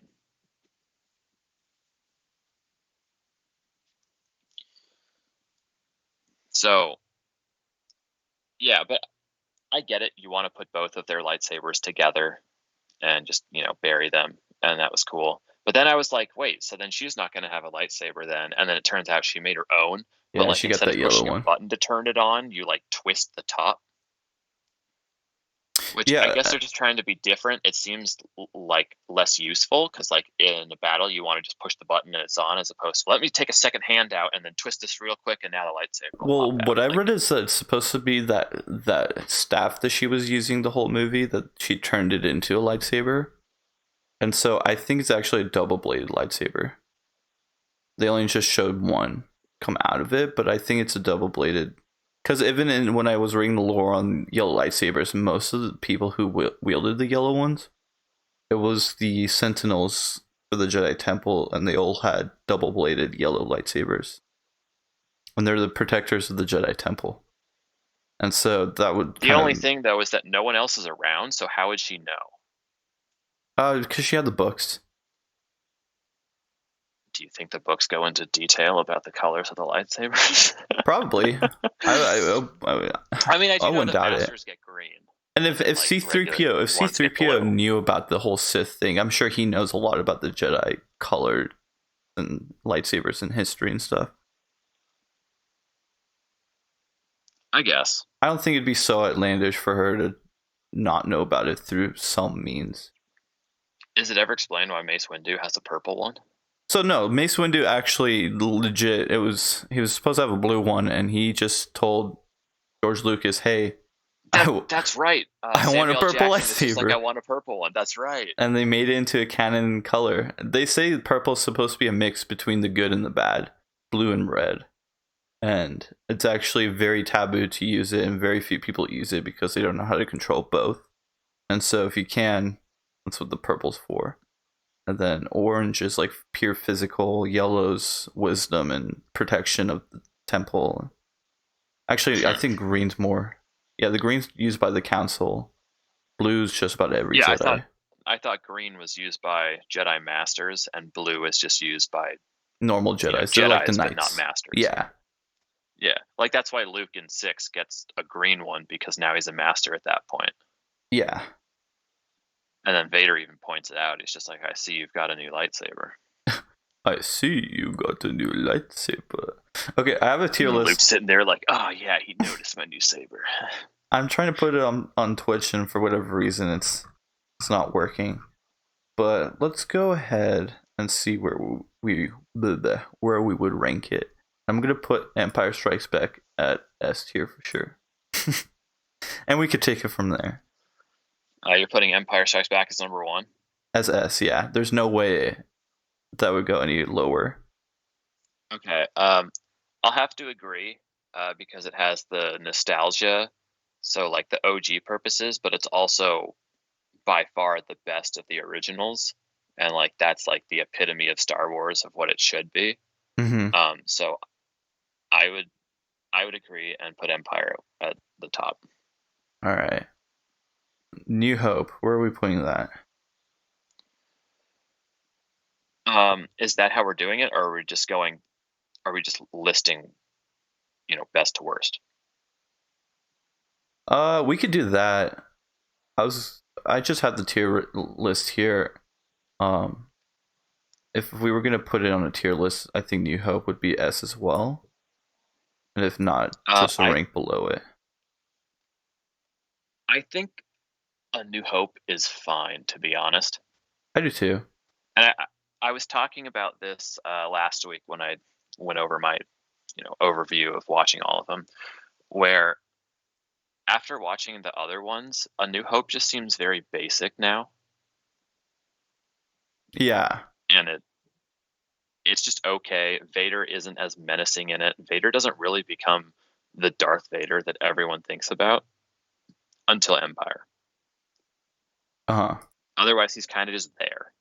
And that was actually something I wanted to point out.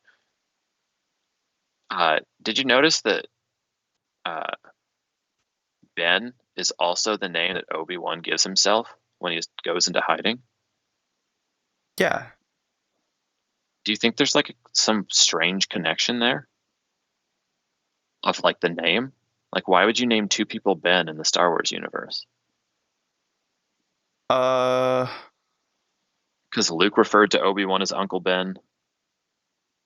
Like, Obi-Wan literally named himself Ben to hide his name and the fact that he's a Jedi. Well, I'm wondering if, like, because Han named his kid Ben, so he must have known somebody named Ben, and I can only assume that he's naming him after Luke without giving like Luke away that he's hiding. Wait, what? Do you think he's like trying to name his son after Luke without like literally calling him Luke? Ben? Oh, well, I don't know. I feel like there was a reason why he named his son, who's Kylo Ren, Ben. And it's weird because Han didn't know Obi-Wan, and Luke didn't really. Well, he did. Ben, yeah, he's met Ben before. He was hanging out with him in episode 4. Yeah, I don't know. Maybe he had some kind of connection with him. That he missed his dead friend Ben, named him after him. Yeah, I don't know. It's kind of weird. There's got to be some kind of symbolism with that. Yeah, because why would they bring in another? Like, if someone else was named Luke in Star Wars, you'd be like, hold up, there's already a Luke in here. Like, you're not going to name them that. Like, you would think that when they named Kylo Ben, that they would have said, hey, there's like Obi-Wan was also Ben, so don't use the same name unless there was a reason. That was definitely intentional. And Leia was probably like, hey, like Ben was a big figure and kind of helped me get to you guys. Let's name him after him. Yeah. After good old Ben. So I think that's interesting, but who knows? Oh, that was something we forgot to mention. They finally, for the first time ever, acknowledged and even showed that Leia tried to become a Jedi. That was so cool. That CGI was was really a cool. little iffy, but that's okay. Like, I get it. Yeah, on her face, but like, there's nothing you can do about that. Yeah. Yeah. Um, I thought what was really interesting is that I don't know if they were hinting at this or if it's just, my opinion or whatever. I'm just thinking of it. Maybe she was even more powerful than Luke because she knocks him to the ground, right?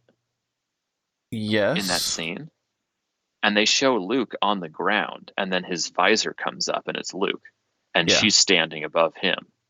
And it was like she won that battle right there.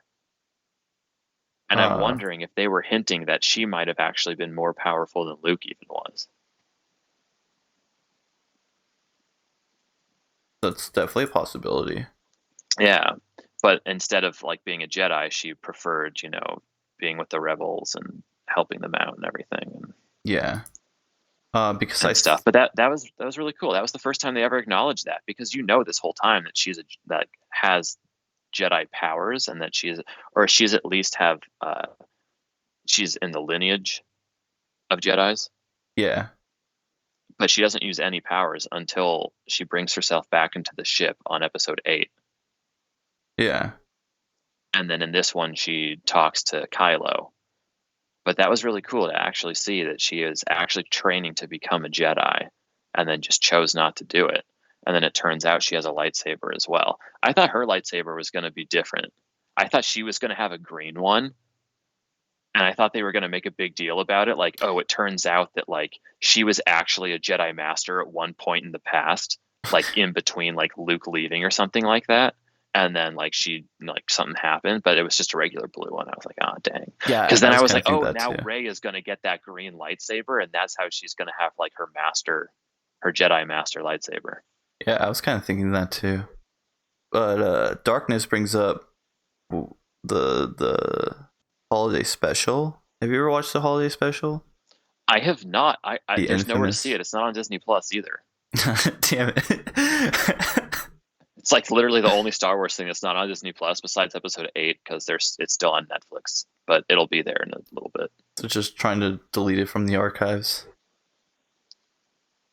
Nobody wants to talk But about it. have you? I don't know what No, happened I on it. haven't seen it. I've just heard really bad things about it. Nobody wants to talk about it. Or everybody Um, wants to talk about it, but it's always for the bad reasons. but like, did anything happen in it? I don't think so. They had Ewoks just partying, I think. Oh, like it was just a fun thing. It wasn't like, oh, like there's a story thing that, hey, maybe in that they explain that Palpatine's not dead, and just they they've actually been telling us the whole time, but we just never watched the Star Wars Christmas special, so we never found Yeah, out. like the whole movie makes sense if you just watch that. They would Yeah, have. They should put a disclaimer. J.J. Abrams comes out, it's just like, guys, why don't you go watch the Star Wars Christmas special? I It's got all the answers you need. kind of want to Uh, watch it. Okay, so I have 4 and 5 on the top. For now, we could always adjust this. Episode 6, where are we putting this? um, I would say just a rank below it. Give it that A tier. honestly, I know that a lot of people would hate on me for this, but I might even put 6 just ahead of 4. No way. I know that Jedi is typically like referred to as the worst of the trilogy, but I don't know. It's still more exciting to me. There's just something about 4 that's very simple and basic. Almost like a pilot episode, you know, where like you're putting something out just to see if like people really like it and if it works. And Mm-hmm. then it turns out everyone loves it. So you're like, all right, let's dump a bunch of money into this and just go full steam ahead.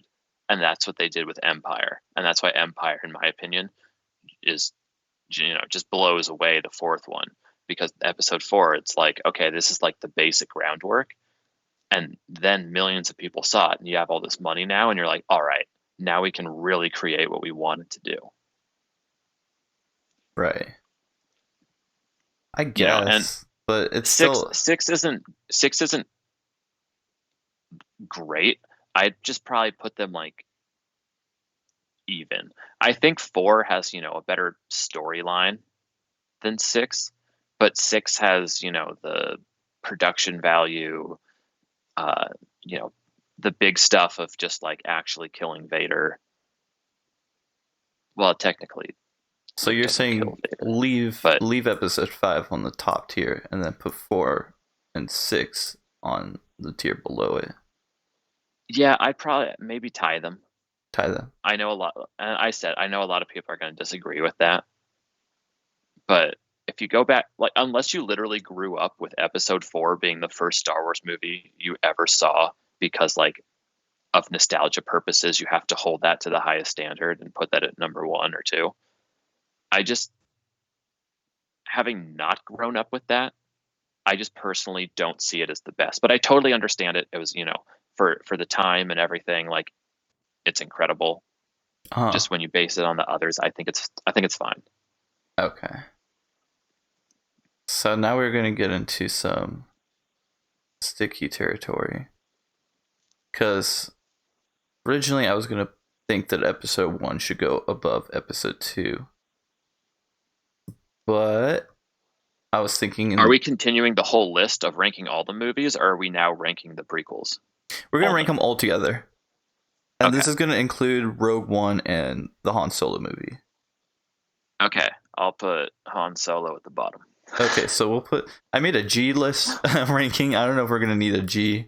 I was like, maybe F should be the last one, but I put a G for now. So, okay, we'll put Han on I G. only put Han Solo at the bottom because it doesn't accomplish anything. But neither did the Rogue One. I disagree. It at least like moves part of the storyline. Like, It moved it nothing. fleshes out a part of the story that explains, how they got that information in episode 4. Because episode 4 starts off with them just saying, we got this information. But it never explains how. But in the text on the screen, it says that it was stolen and blah blah blah. So it's basically that one paragraph just come to Okay, life. I put Rogue One a step above Han Solo. But no more. All right. For now, we could revisit that, but Rogue One to me was a big waste of time as much as Han Solo was. But I mean, to be fair, they did market it as, like, they didn't say Star Wars Rogue One. Like, it was literally called Rogue One, a Star Wars story. Yeah. So, like, it's a Star Wars movie, but it's just in the universe, as opposed to like, you need this movie to understand everything. It's just like, hey, like, here's a small event that happened in between episodes 3 and 4. This just explains how that happened. So is the Han Solo movie. Not really. Yeah, really Han Solo accomplish just anything. explained how he got the Millennium Falcon and met whatever his name was, Lando. Yeah, but that's going to be anything that takes place on any of the characters' lives. But it doesn't. Yeah. I'm saying it doesn't improve the story at all. Like, that literally goes into the Star Wars story of how they got it into episode 4, because it literally ends right where episode 4 starts. Well, the end of the Han Solo movie, they showed off the fact that they showed Darth Maul. Like, so I don't know what you're talking about. but that was more of a cameo than a story plot. No, I think it's going to be a big plot. They were just trying to put something cool in there. It's hinting to the Obi-Wan show. And the Palpatine show. Oh yeah. 2.5 He's not done yet. He died in the movies, but that's because they're moving him to Disney Plus. Yeah, him and Rick Grimes are gonna come together. Oh, that was my issue in the beginning, by the way. Like, the fact that it was almost like a zombie movie when Palpatine showed up. He's still alive, and then the Star Destroyers are all zombies, and they just all got resurrected and started moving. I thought it was very stupid. They weren't zombies. They were just in hiding, like, down at the ground. Who's controlling them, though? I mean, from the ones that they showed the inside of them, they all had full, like, Like they were all filled with people. But who are those people? Like, commanders where and do they stuff. come from? But yeah, that's what I said. I don't know where they got all those people from, unless the Sith planet just, has an actual population. Yeah. All right, where are we putting episode 1? Episode 1. Because it's, I think it's got to be somewhere in the lower. I mean, it depends. So, did you like 1 or 2 more? See, it's really tough because I feel like episode 2 moved the story really well. Way and I more like than the last 1. 30 minutes of it. But 1 was a better overall Yeah, because movie. 1 spends almost all of its time on Tatooine, or most of its time on Tatooine. Doing nothing. But yeah, I was thinking in my head, like, But 1 the is very similar relationship- to episode 8 in the fact that, like, you could cut out half the movie and it'd still be its own movie. Like, it'd be fine. yeah. But it's just the relationship in episode 2 is so like cringeworthy. Yeah. Um, Because I almost want to put 2 above 1 at this point. Because I almost honestly, because of the without plot. the relationship, I think the plot progresses so well in episode 2. Uh-huh. I just hate the relationship. And I know that generally people refer to episode 2 as the worst one of the prequels. Yeah, and I used to say that. Of course, but I don't yeah, think so. but I wonder if that's because of the relationship or if it's because they just think it's really slow and boring until the last half an hour. I think that's it. I think literally Darth Maul just carries the whole entire episode. Because that Darth fight Maul scene was isn't sick. even in it that much, to be honest. No, but that scene was so cool. He has a couple fights, and then like the last fight, and like that's mostly it.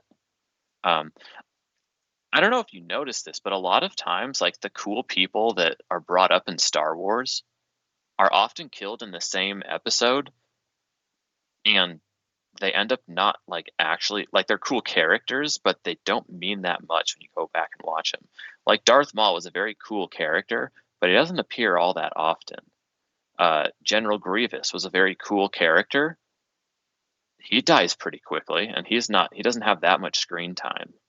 Yeah. Count Dooku Boba didn't Fett. have that much screen time. Boba He Fett and died. Jango Boba Fett. Fett.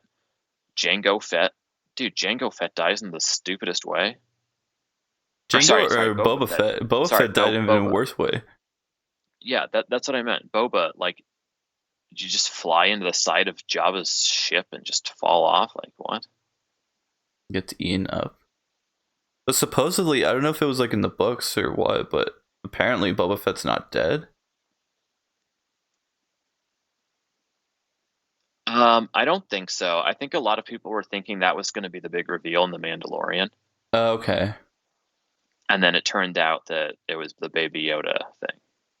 Yeah. Because the people that were making the show, told people that there's going to be a huge like Star Wars like character or like some type of thing that like is super huge. So they didn't release any like previews for like the media or anything to see it because they didn't want it to leak out. So a lot of people were trying to figure out what it was, and they were like, "Oh, maybe it's like turns out Boba Fett isn't actually dead or something like that because he's a Mandalorian too." And then it turned out to be Baby Yoda.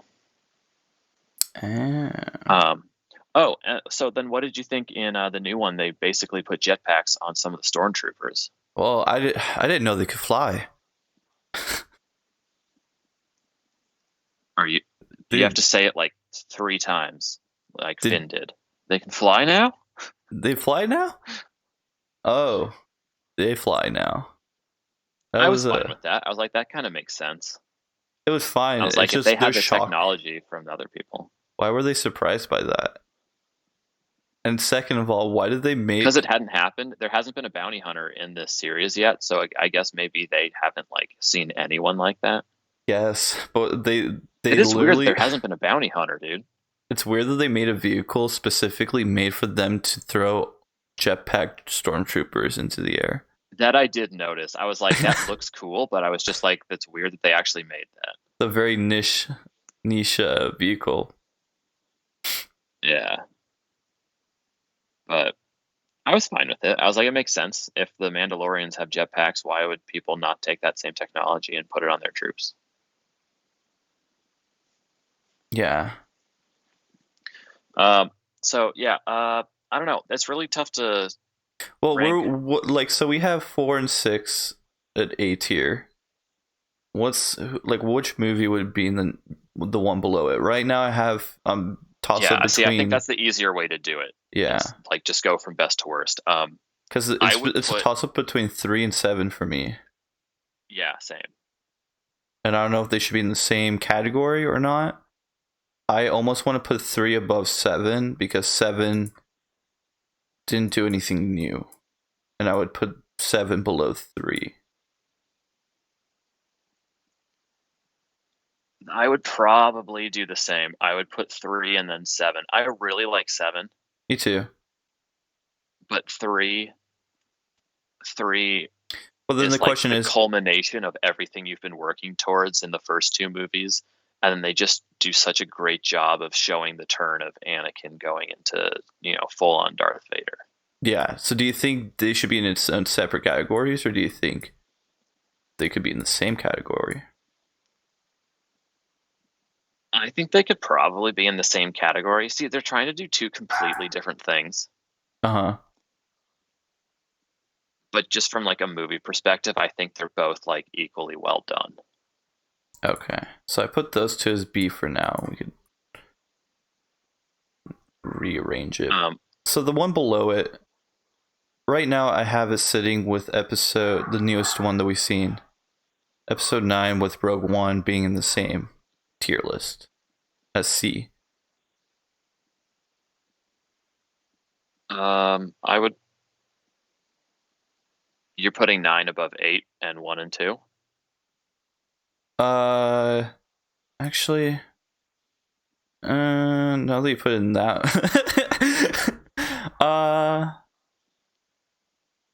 I would, yeah. So I guess right now it's just Rogue One on the one below it, and then I really don't want to put Episode 8 in that same boat because C is kind of like in the middle of, and I kind of don't want to give it. Hold on, my recording stopped.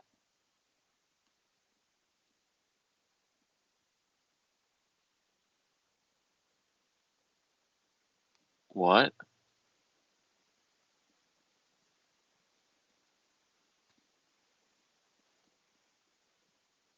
What happened?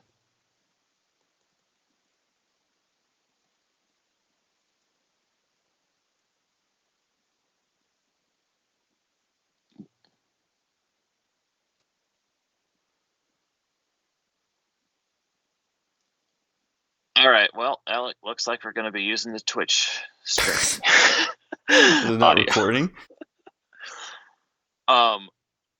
So it stopped recording before it hit the hour limit.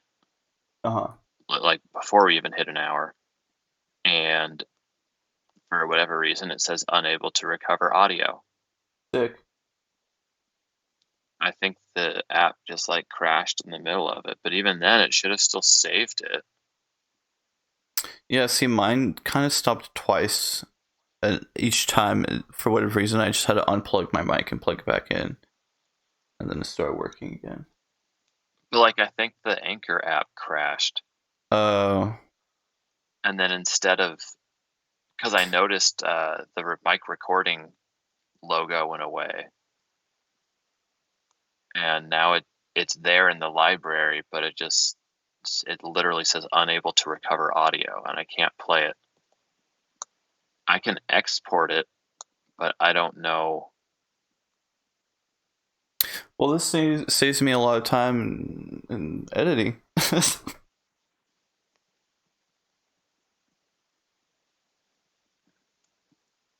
Dude, it's annoying. We'll have an episode because we're talking about, or I guess you can cut this from the audio on Twitch, right? Yeah, I could cut it when you go to post it. Mm-hmm. Okay. Mark down this time then. Yeah. Where you're at. we at? 150. So around this area, you can cut this stuff out. Yeah. Jesus, that's so annoying. I don't even know how this happened. I'm just sitting here. It says unable to recover audio. That's never happened. 154. We'll have the perfect episode eventually. Oh my god. It's only episode 4. They've done 9 episodes of Star Wars and they still can't nail it, you know? Actually, no, they did. They nailed it in the 2nd episode and they decided to fuck it up. They should have ended it there. They really should have. Stop making these new Star Wars episodes and come up with something new. Give me something new. All right.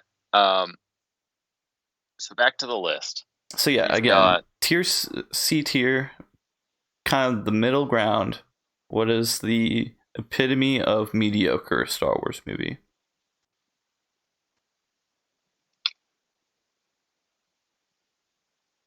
I might even go number 1.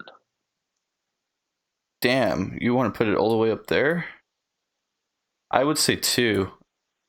1 needs to go a step below it. Sorry, I forgot that. Either 2 or...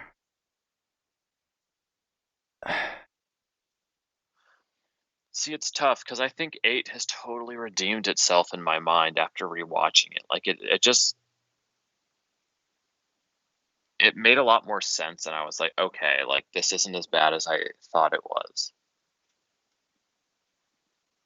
I feel like you would think so too. Like after watching this, like it's still on Netflix if you get the time to watch it. I feel like you would see it through another perspective. Again, But I mean, you haven't watched the original trilogy before then. I would view it right now. I have it almost at the same viewpoint as episode 1, where half the plot just didn't even need to happen. But they had certain points that were really good, and it wasn't complete garbage. Honestly, now that I'm looking at it, none of the Star Wars movies hits me like it's garbage, other than Solo and Rogue One. I hated Rogue One. I know most people don't see it like this, but I think Rogue One's the worst thing. That's worse than the Han Solo movie. But that's a very The Han Solo movie, I just thought it was boring. And like at the end of the movie, I was just like, okay, like I guess it was a decent 2 hours for my time, but I was like, I never want to watch this again. yeah. I never want Like to I'm watch never going it to go either. out of my way to watch it. Like I'm glad I saw it, but it didn't improve like any aspect of my life or improve anything that I like about Star Wars or anything. Like it existed and that's it. I'm like, okay. So did you find episode 8 better than episode 9? I guess this is a good question to ask. Or would you say it's about the same? I would say they were pretty similar. I would put 2 and 3 then. I mean, 2 and 1 in the C range, kind of mediocre. And below it, 8 and 9. And then E and F would be Rogue One and Solo. It's just hard to put 8 and 9 down that low for me. I don't know. Not for me.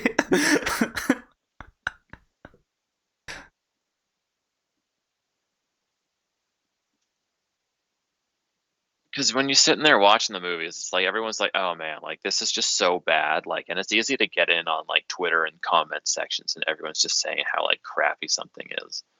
You know, Yeah. like I hadn't seen the original trilogy in a while, but every time someone refers to it, they refer to it as trash and all this stuff, and you're like, okay, well, you just have these awful expectations for it, and you know, when you're rewatching it, it's like this isn't terrible. Like maybe it's not the greatest movie ever, and yeah, there's some dumb moments.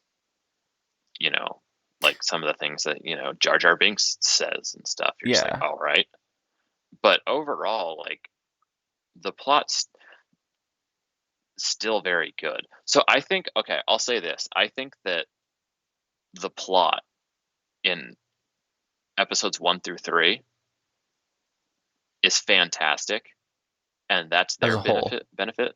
Uh-huh. Whereas the sequel trilogy, 7 through 9,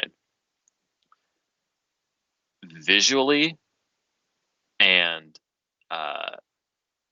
some of the characters, not all the characters, but some of the characters, visually, score wise, like music, I think they're way better. Fight scenes, like, just incredible. They look amazing. So if you could only have the story from the original, or sorry, from 1 through 3, and mix them with the directing and cinematography and everything of 7 through 9, I think that is the ideal Star Wars. Yeah, I could see that. Like, if you had J.J. Abrams directing episodes 1 through 3, that would be perfect. Mm-hmm. Like, that's what I would want. I want George Lucas to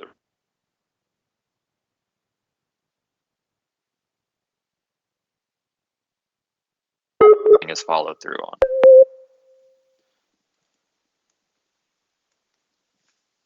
Yeah, I always suck at lists because I always weigh good and bad, and I'm like, well, that movie has a better plot, but this movie is more entertaining as, like, just a movie in general. Mm-hmm. So I always suck at ranking stuff because I really enjoy this new trilogy, to be honest. For the most part. I don't think I really, but I'm kind of in the band camp of they shouldn't have made a new Star Wars to begin with, and they need to stop making Star Wars things. I'm just sick of Star Wars.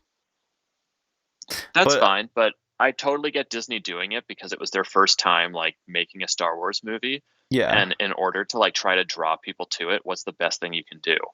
Yeah. Draw from the past and bring back characters that used to be in it. That's why I liked episode 7 a lot. And I'm totally okay with it being that high up. Yeah. The way they reintroduced a lot of the characters was great, which is why I was disappointed with them suddenly bringing back Lando. And it was just, like, stupid. Everyone's just like, oh, yeah, it's Lando. What's up, man? Yeah, he kind of just was like, hey, it's me. What up? Which, again, like, I'm fine with that. But, like, everyone's reaction to it was stupid. It was almost like that he was guest starring in a talk show. He was like on a late night show. And next up, we got Lando. And it's like, hey. Yeah. Yeah. Don't get me wrong. I like seeing Lando again, and he got to go back into the Millennium Falcon with Chewie and stuff. I'm fine with all that. But I wish that when Leia died and they had, like, everybody mourning around her, I wish that he was there. Because, like, the next scene that they show, like, he comes out from, like, the back or something, and it turns out he did go and try to find Leia because, you know, that's what Rey and then Finn and everyone told him to do. They're like, oh, you should go back and join the Resistance again. And he does, but he appears, like, after that just randomly scene. Yeah, when he said he wasn't gonna I was like, if they're gonna bring him back, they should have showed him, like, arrive right when everyone's, like, mourning the loss of Leia, and, like, I felt like that would have been more impactful. Yeah, because, you know, he knew her really well and was friends with her too. Yeah, I also thought, you know, he maybe would have asked Chewie, like, oh, where's Han? Yeah, you know? Where's my buddy? Unless he already knows Han's dead, because I'm sure a lot of people in the universe know at that point. When Lando was like, hey, Rey, give Leia my love. And then she's just like, you could do that yourself. I was just thinking, oh, yeah, he's going to do that himself.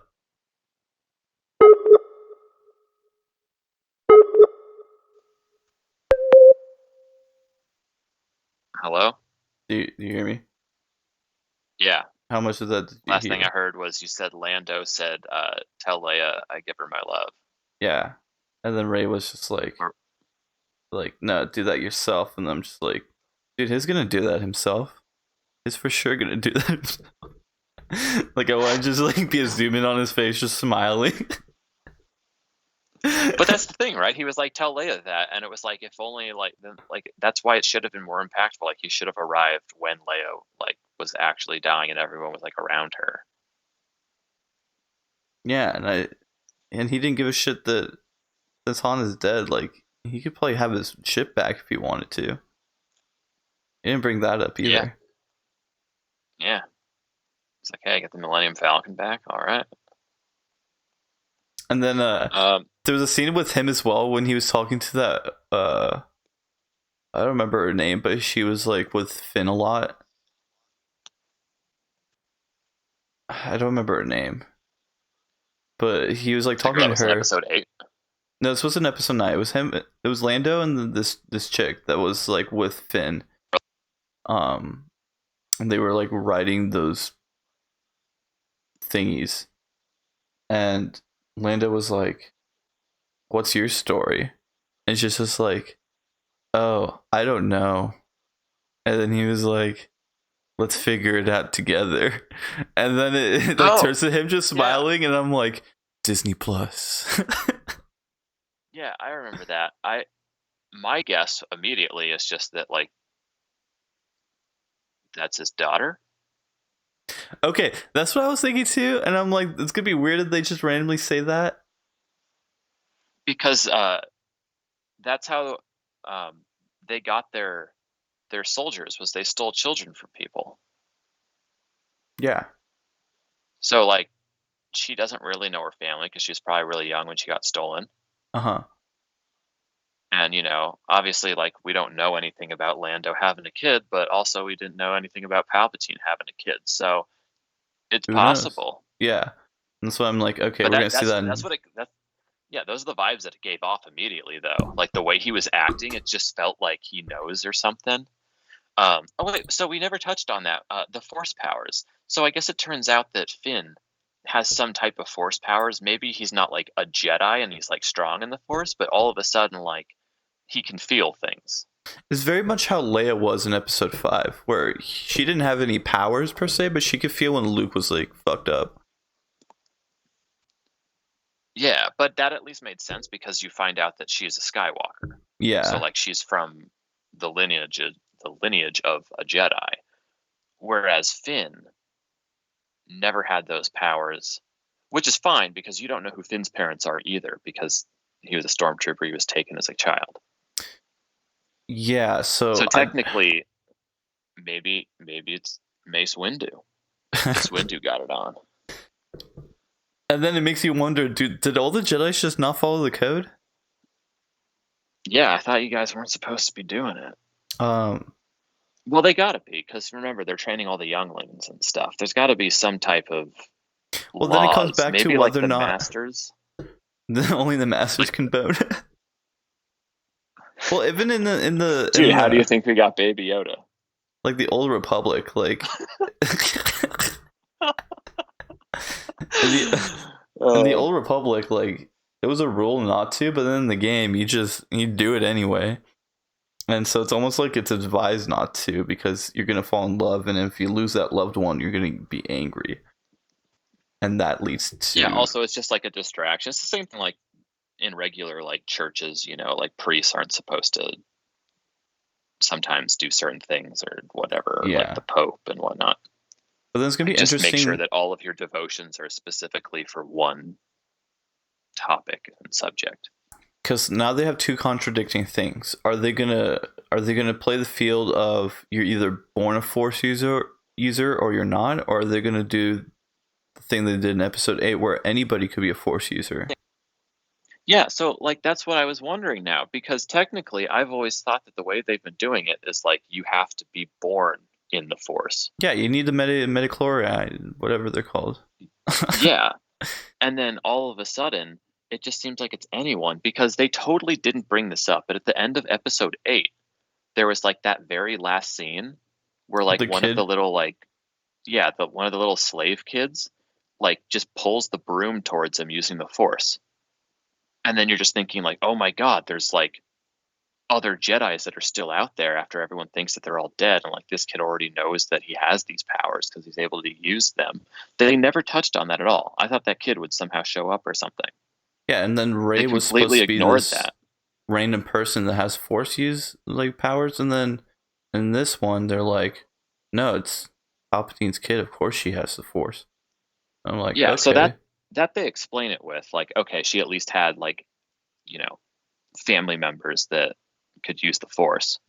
But that kid, like, where'd that kid come from? And, like, how does he have the Force? And it then just how does fucked Finn up use the everything. Force? Because it seems to me now that, like, it's almost like anyone can just randomly be born with it. You know, like, In 8, only in 8. Once in that specific timeline, it almost seems like but 8 should have been its own separate movie that's not been part of anything, because it kind of like, fucks up everything. to put that at the very last scene of the movie, you would assume that's like a pretty big, like, foreshadow, right? Like, Yeah, there's this random little kid using the Force. Like, that's not a light topic to put to end the movie on. And then that just never shows up or is even mentioned. The only time it's somewhat brought up is when you notice that Finn has feelings. And then if you kind of relate that back to 8, then you're like, okay, I guess there are other people out there that can do this too, or at least have some type of Force ability. But then it's like, how are they getting it? Because Rey is at least explained off because she's related to Palpatine. So, okay. yeah. But Finn and that kid, how? Is it just something that literally everybody has? Because I thought that was impossible. Like, no one can just learn how to do that. You have to be born with that. Like, I thought that was the whole point. Otherwise, everybody would be a Jedi if they wanted to be. Yeah. I guess we'll find out in episode 10. So that was a little strange, because they're just like, oh, without this satellite being destroyed, how are we going to do this now? Oh, I know where the other satellite is. It's in that ship. How do you know? I can feel it. Yeah, see, this is why I Like, can't put. you didn't feel anything in the last 2 episodes. Why do you suddenly feel stuff now? That's why I can't put episode 8 and 9 above episode 1 and 2, because at least with 1 and 2, it was boring, but the plot made sense to a certain degree, and it was consistent. 8 and 9 super just contradicts each other. Somebody fucked up. But it's just weird because, like, you would think that Disney, who has all this power and control, and know that this is gonna be such a big franchise, Totally would have mapped this all out. yeah, like why they were like, we'll wing it. It's Star Wars. We can't fuck up. And then guess what? They did fuck up, because this is like a really bad box office. Like, their sales aren't looking good. Well, I would relatively speaking. Yeah, it's good, but relatively speaking, it's still gonna make plenty of profit. like it's not as good as what I think Force Awakening. Is that what it was called? 7th one. It didn't do as well as either of the last 2 for opening weekend. Yeah, so hopefully that's a newsflash to them that they need to. But still a lot. I'm sure it's still gonna make plenty of money. Yeah, it was Disney. We need more money. Plus, you have the issue with, like, critics saying that this one is okay, whereas critics on the last one said it's the greatest Star Wars film of all time, basically. Yeah, so I was like, that's clearly going to help the box office when you hear that. I was looking at the reviews on the last one, episode 8, and I saw that, like, the average score was like a 90%. I'm like, what the actual fuck? Yeah. What happened? That's what I'm saying, dude. Like, on my second viewing of that the other day, like, I definitely raised my score, like, multiple points. Like, I'm talking, like, I was given that like a 6. And, like, that movie is at least an 8 to me now. I was going to give it a 5 until I saw it a second time, and would give it a 6. Still not that good. Yeah, 91% on Rotten Tomato. You just give it a 43%. Because you got to give at least kudos to episode I like how 8 different it was. For being different. It's the first Star Wars movie to, like, genuinely try new stuff. And if this is the guy that directed all of them, I think we would have enjoyed the trilogy as a whole. But then again, I think if we had any of them directing the whole thing the whole time, it would have been so much better. Yeah. Like seven, they obviously played it very safe, but it kept it enjoyable, and that's why like no one really hates episode 7. Like you can critique it for copying some stuff. They even make fun of it in episode 7 though, right? Where they're like, here's how big the Death Star was. Here's how big this This planet one is just bigger. And they even like kind of it's like it's still a sphere, but just like 5 times the size of it. And they kind of play into it. And then they're like, is there a way to blow it up? And then I think like Poe or someone says like, there's always a way to blow it up. And like they're kind of making a joke on the fact that it is similar to what they've done before. Yeah. So they do play it a little safe, but again, it's their first movie back into the trilogy and stuff, and I'm all right with that because they did everything else so well that if they have to make the story a little bit safe, I'm okay with that. Because obviously 8, they went totally unsafe and in completely new territory, and critics loved it for that, and most of the viewers hated it for that. So it is what it is. I was fine with the overall plot. It was, again, just half the movie just didn't need to exist. And then I didn't like character choices for Luke, but that was it. It is a very long movie. It's the longest one of like, I think it's like 2 hours and like 35 minutes or so. The newest one for sure should have been the one that was like supposed to be the longest, because there was a lot of unravel in the newest one. Yeah, for sure. I agree. I would have had it either way. If I think it was Rian Johnson. I think that's who directed episode 8. If he did all 3 of them, or J.J. Abrams did all 3 of them, I think that would have been much better. Because even though like it's not all written out in stone before they filmed them of what the trilogy would be, at least it's the same person deciding like what his interpretation would be instead of 2 people contradicting each other. Yeah. So, yeah. Ranking them's tough though. Yeah. I think they're all really good at what they try to accomplish, to be honest. So yeah, the way I have it left off is just Strikes Back, top tier. 4 and 6, A tier. 3 and Force Awakenings, B tier. 1 and 2, C. 7 and 8, D. 9 and 8, D. And then Rogue One, E. And Solo, F. Okay. Yeah, I don't know. It's tough. It is tough. I don't know if I like that's literally maybe like in level of I don't know. It's so different. Level of importance versus like actual quality of the movie. For me, at least, when I'm ranking these, it's definitely plot. If the plot doesn't make sense, I don't see the point of ranking it high. Because if it does, I don't care how good it looks. And that's kind of what I want to bring up with like Mandalorian and The Witcher. Is that if the plot doesn't make sense, I don't care how good it looks. It's a stupid fucking thing. Okay, I think we can move on. We've talked a lot about Star Wars. Let's go back to The Mandalorian. So let's go back to The Mandalorian. So totally caught up on The Mandalorian. Yep. I just have to say, I loved the last episode 7. I am back to thinking that the show is okay after episode 7. Yeah, it was really good, right? It was very okay. On its own, it was really good. It was okay. It wasn't that great. It was, really? Yeah. It was more or less what we've seen before. It was predictable. And I don't think that the character that died at the end is dead.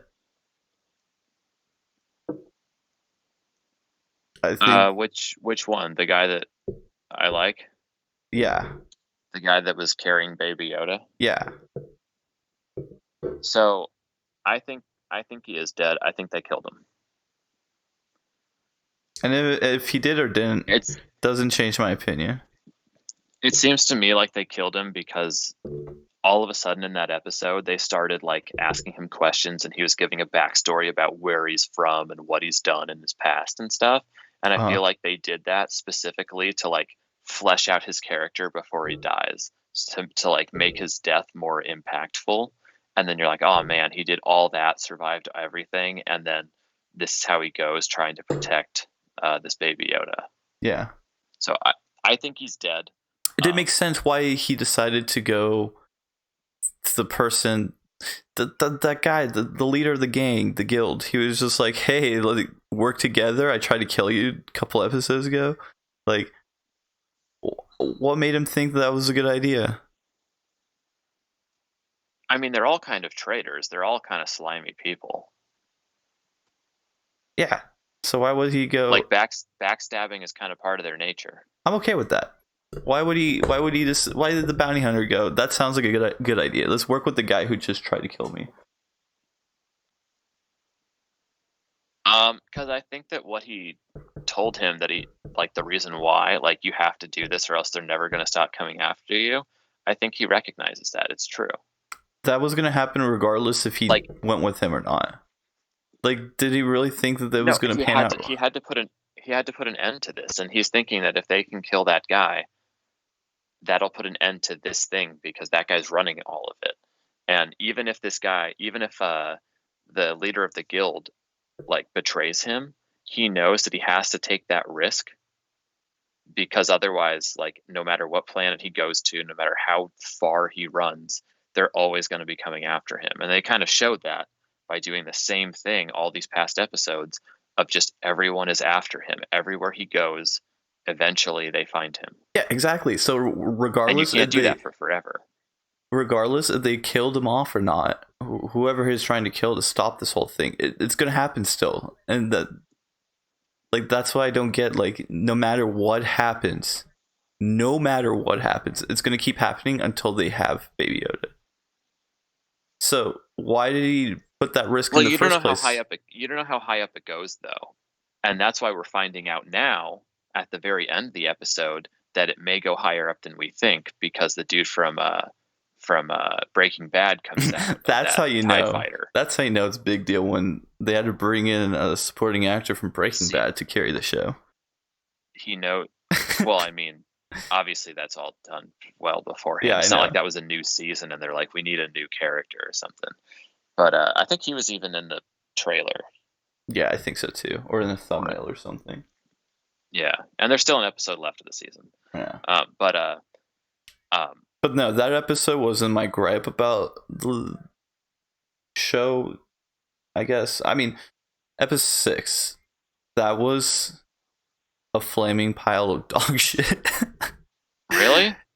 So every episode is 30 minutes. There's only 8 episodes in this season. They're about 35 to 40 minutes. That episode was actually one of the longer ones. It was the longer one. I think it was like 42 minutes.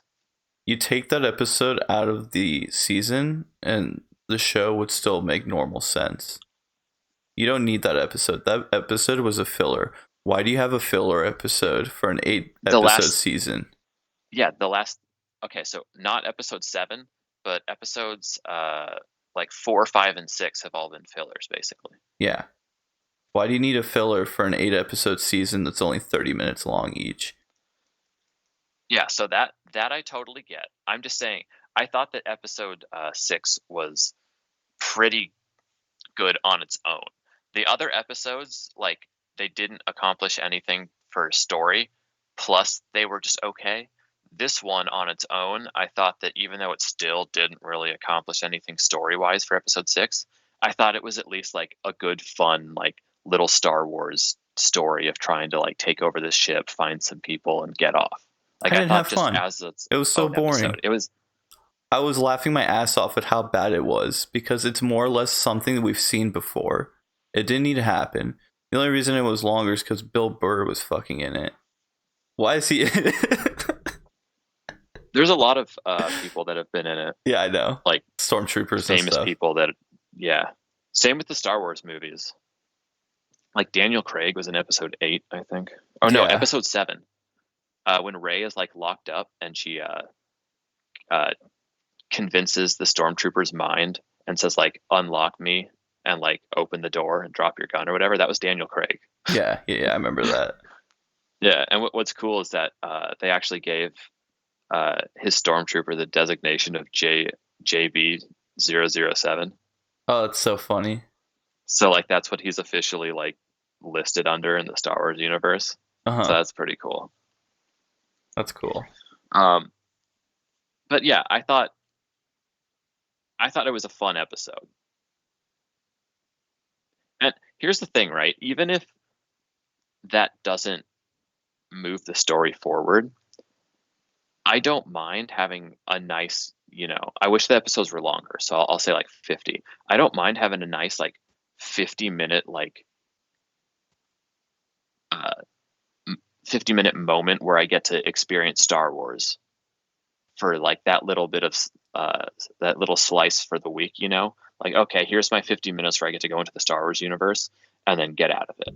Like it still gets you like But it wasn't even back in Star like Wars. that It was that just an mood. action film. You could have replaced exactly what happened with anything else. Pirates, Star Trek. It was all the same. There was nothing Star Wars about it. It didn't develop any I mean, characters. All it did was it's a different type of Star Wars though because it's the Mandalorian. It's not based on Jedi's and stuff. It's basically bounty hunting, which essentially is pirates. which So I mean, goes back kind of. to me thinking that this would be an amazing video game. I'm gonna keep going back to that. I think it would have been an We'll see amazing how video many game. times Elek says that by the If this was a video game, by the end of the year.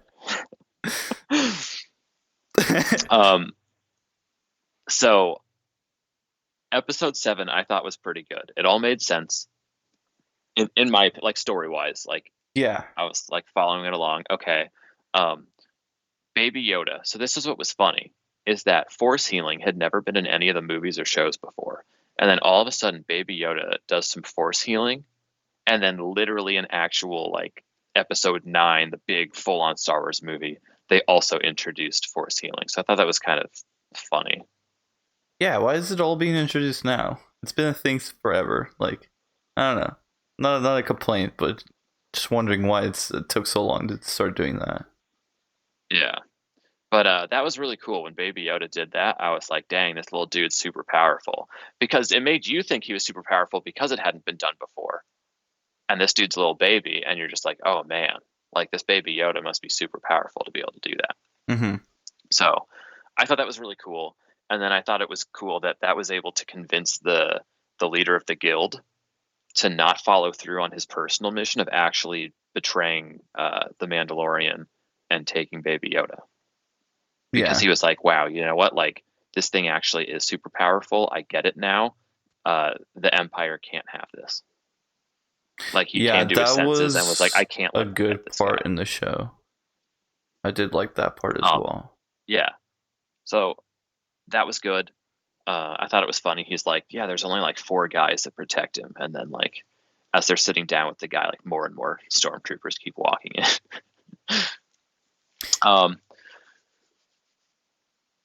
And then I loved where that suddenly went because I didn't see that coming. I thought it was just going to be a little shootout between all of them or something. The guy finds out that Baby Yoda isn't actually in there, and then like boom, just like everyone just starts being shot at and stuff, and like a bunch of stormtroopers just start popping up, and then that dude just comes in as TIE fighter and just gets out, and you're like, oh man, there's like another like top guy. See, I was the opposite. Like, if Yoda, like, we already know how strong Yoda is. There's Baby Yoda. I don't want to confuse the audience, but we all know how strong Baby Yoda is. There's no way in We don't know the hell. extent of his powers, what the extent of his powers are, though.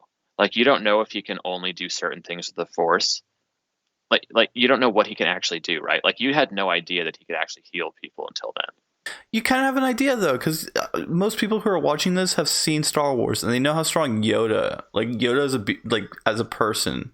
We've seen Yoda and what Yoda's capable of. So I don't think. Yeah, you I don't have the think assumption that Baby Yoda is super powerful, but you don't really know yet because he's also still a baby. it wouldn't be so far fetched to think that it would be such a powerful creature. And if they're revolving around this whole show on Baby Yoda needs to be super strong. And I don't think it'd be so far fetched for somebody to think, oh, like the entire empire is trying to get this fucker. Like, why are you so surprised that like a Star Destroyer with a bunch of like a whole army is going after him? Like, it made sense to me and it wasn't a shock to me. There was no monkey wrench, and there was no surprise to me. It all kind of made sense to me. And I can't wait for the season to be over, because I think season 2 is when things are going to get really good, because right now I feel like they were, like you said, they were just rushed to get this out here. And I'm hoping that season 2 will... I still wholly think that. Mm-hmm. I think they had the first few episodes down, because the first few episodes actually progressed the story. Yeah. And then I think they had the ending down, and they were like, all right, this show has to come out in, a few months, or, a year or whatever, a very short amount of time to actually make the show, because we got to launch it with Disney Plus. And because of that, they just didn't have a ton of content, but they had a cool general storyline. They just didn't know how to expand it. So they just filled it with some filler episodes in the middle, but some cool episodes in the beginning and some cool episodes at the end. Right.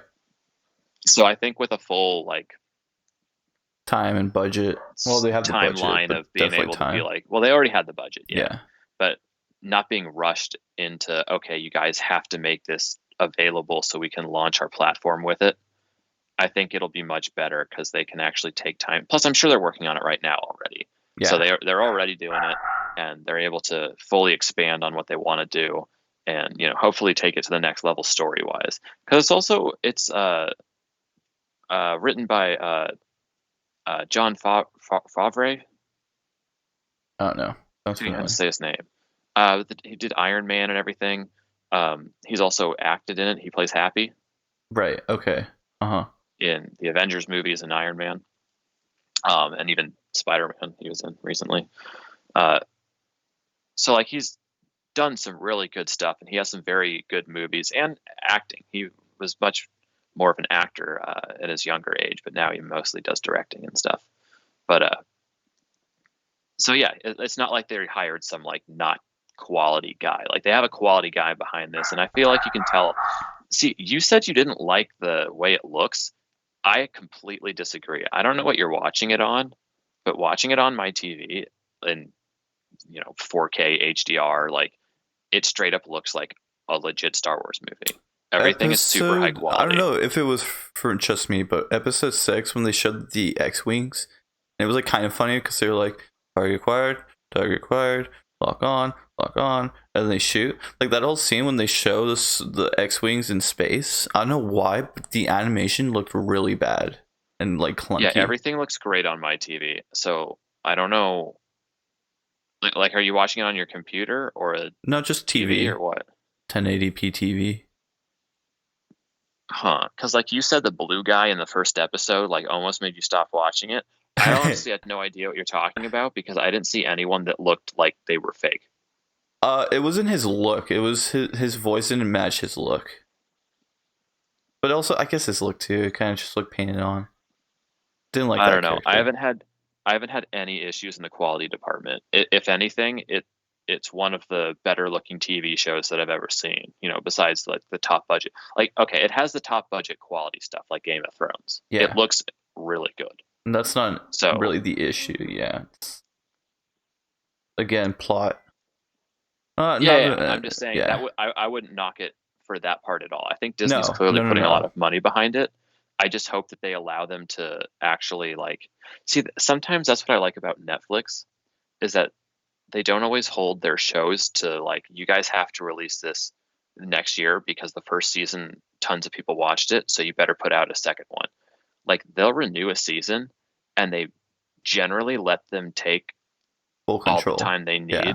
They don't care to put that season out. Yeah. If you look at Stranger Things season 3, they gave them an extra half a year. Instead of meeting the general 1 year cycle, they gave them a year and a half to put season 3 together. Mm-hmm. Because they were just hey, this will make it better, and then we'll release the movie with it taking place in the spring instead of the fall and stuff, and it'll be a different vibe. And they're like, okay, yeah, sure. They're going to take their biggest show currently and put it off for 6 months. And they were like, okay. Well, yeah, it seems like movies now are heading to the issue of video games where, you know, they want to meet a deadline, but if you want to make a good video game, if you need to postpone it, you're better off doing that than releasing garbage. Yeah, which I have no issue with. Every time a game company says, "Hey, we're delaying this game because it's not done yet," like they're basically admitting if they release the game today, which is what you want because you want to play it today, but they're like, if we released it, you're not going to like it because it's not going to be good enough, and then you're just going to be mad at us for releasing this game that isn't good. Yeah. So we're going to take the time to fix it and release it when it is done. I'm totally okay with that. Me too. And I wish more people did that. And there was something that was related to that. Last of Us 2. The Last of Us 2 one was weird because they released they announced the release date. I think it was like February I don't or remember. March, one of those. And then literally, I think within like the next few days to a week, they delayed it. And that one was very strange to me. And I think now it comes in April or May or something. I think they just wanted the hype. But I was like that, and they released it at their big like reveal. So it was like a couple months ago or something. It was their big like reveal where they have press come and play the game and stuff, and they have a new trailer for it. And it was just very strange because I'd never seen a delay that quickly, because it's soon enough to where you could have realized a week ago that you probably needed more time on it. I think they knew. Right? Like, I don't think that's something that you suddenly go, uh-oh, we need another couple months. Like, you know that you're kind of starting to get off of schedule. It's not like the next week you're just like, oh yeah, we are going to need a couple more months. Like, you probably already knew that. So it's just strange to me that they announced that. Yeah, it is a little weird because they definitely knew. Which again, yeah, and again, I'm fine with the delaying. I just think that delayed date should have been the initial date that they announced. Yeah, that's a little weird. It was like they just tried to get that out there to get people hyped that it's about to come out like pretty quickly. And then they're just like crushing everybody's hopes. Like, oh, it's actually going to be another like 2 or 3 months. And it's like, oh, seriously? You just told me last week it was coming out in a couple months, you know? Yeah. But that's more of a PR thing. Whoever was dealing with that just dropped the ball on that. But yeah, I'm 100% behind people delaying stuff to put out a better quality product. Mm-hmm.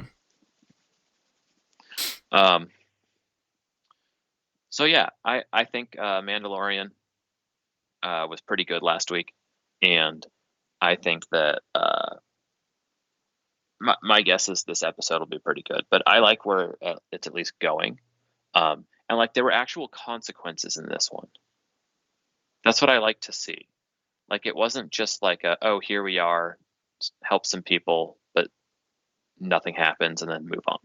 Like this, there was like actually some consequences. Like that guy actually died, assuming he died. I think he did.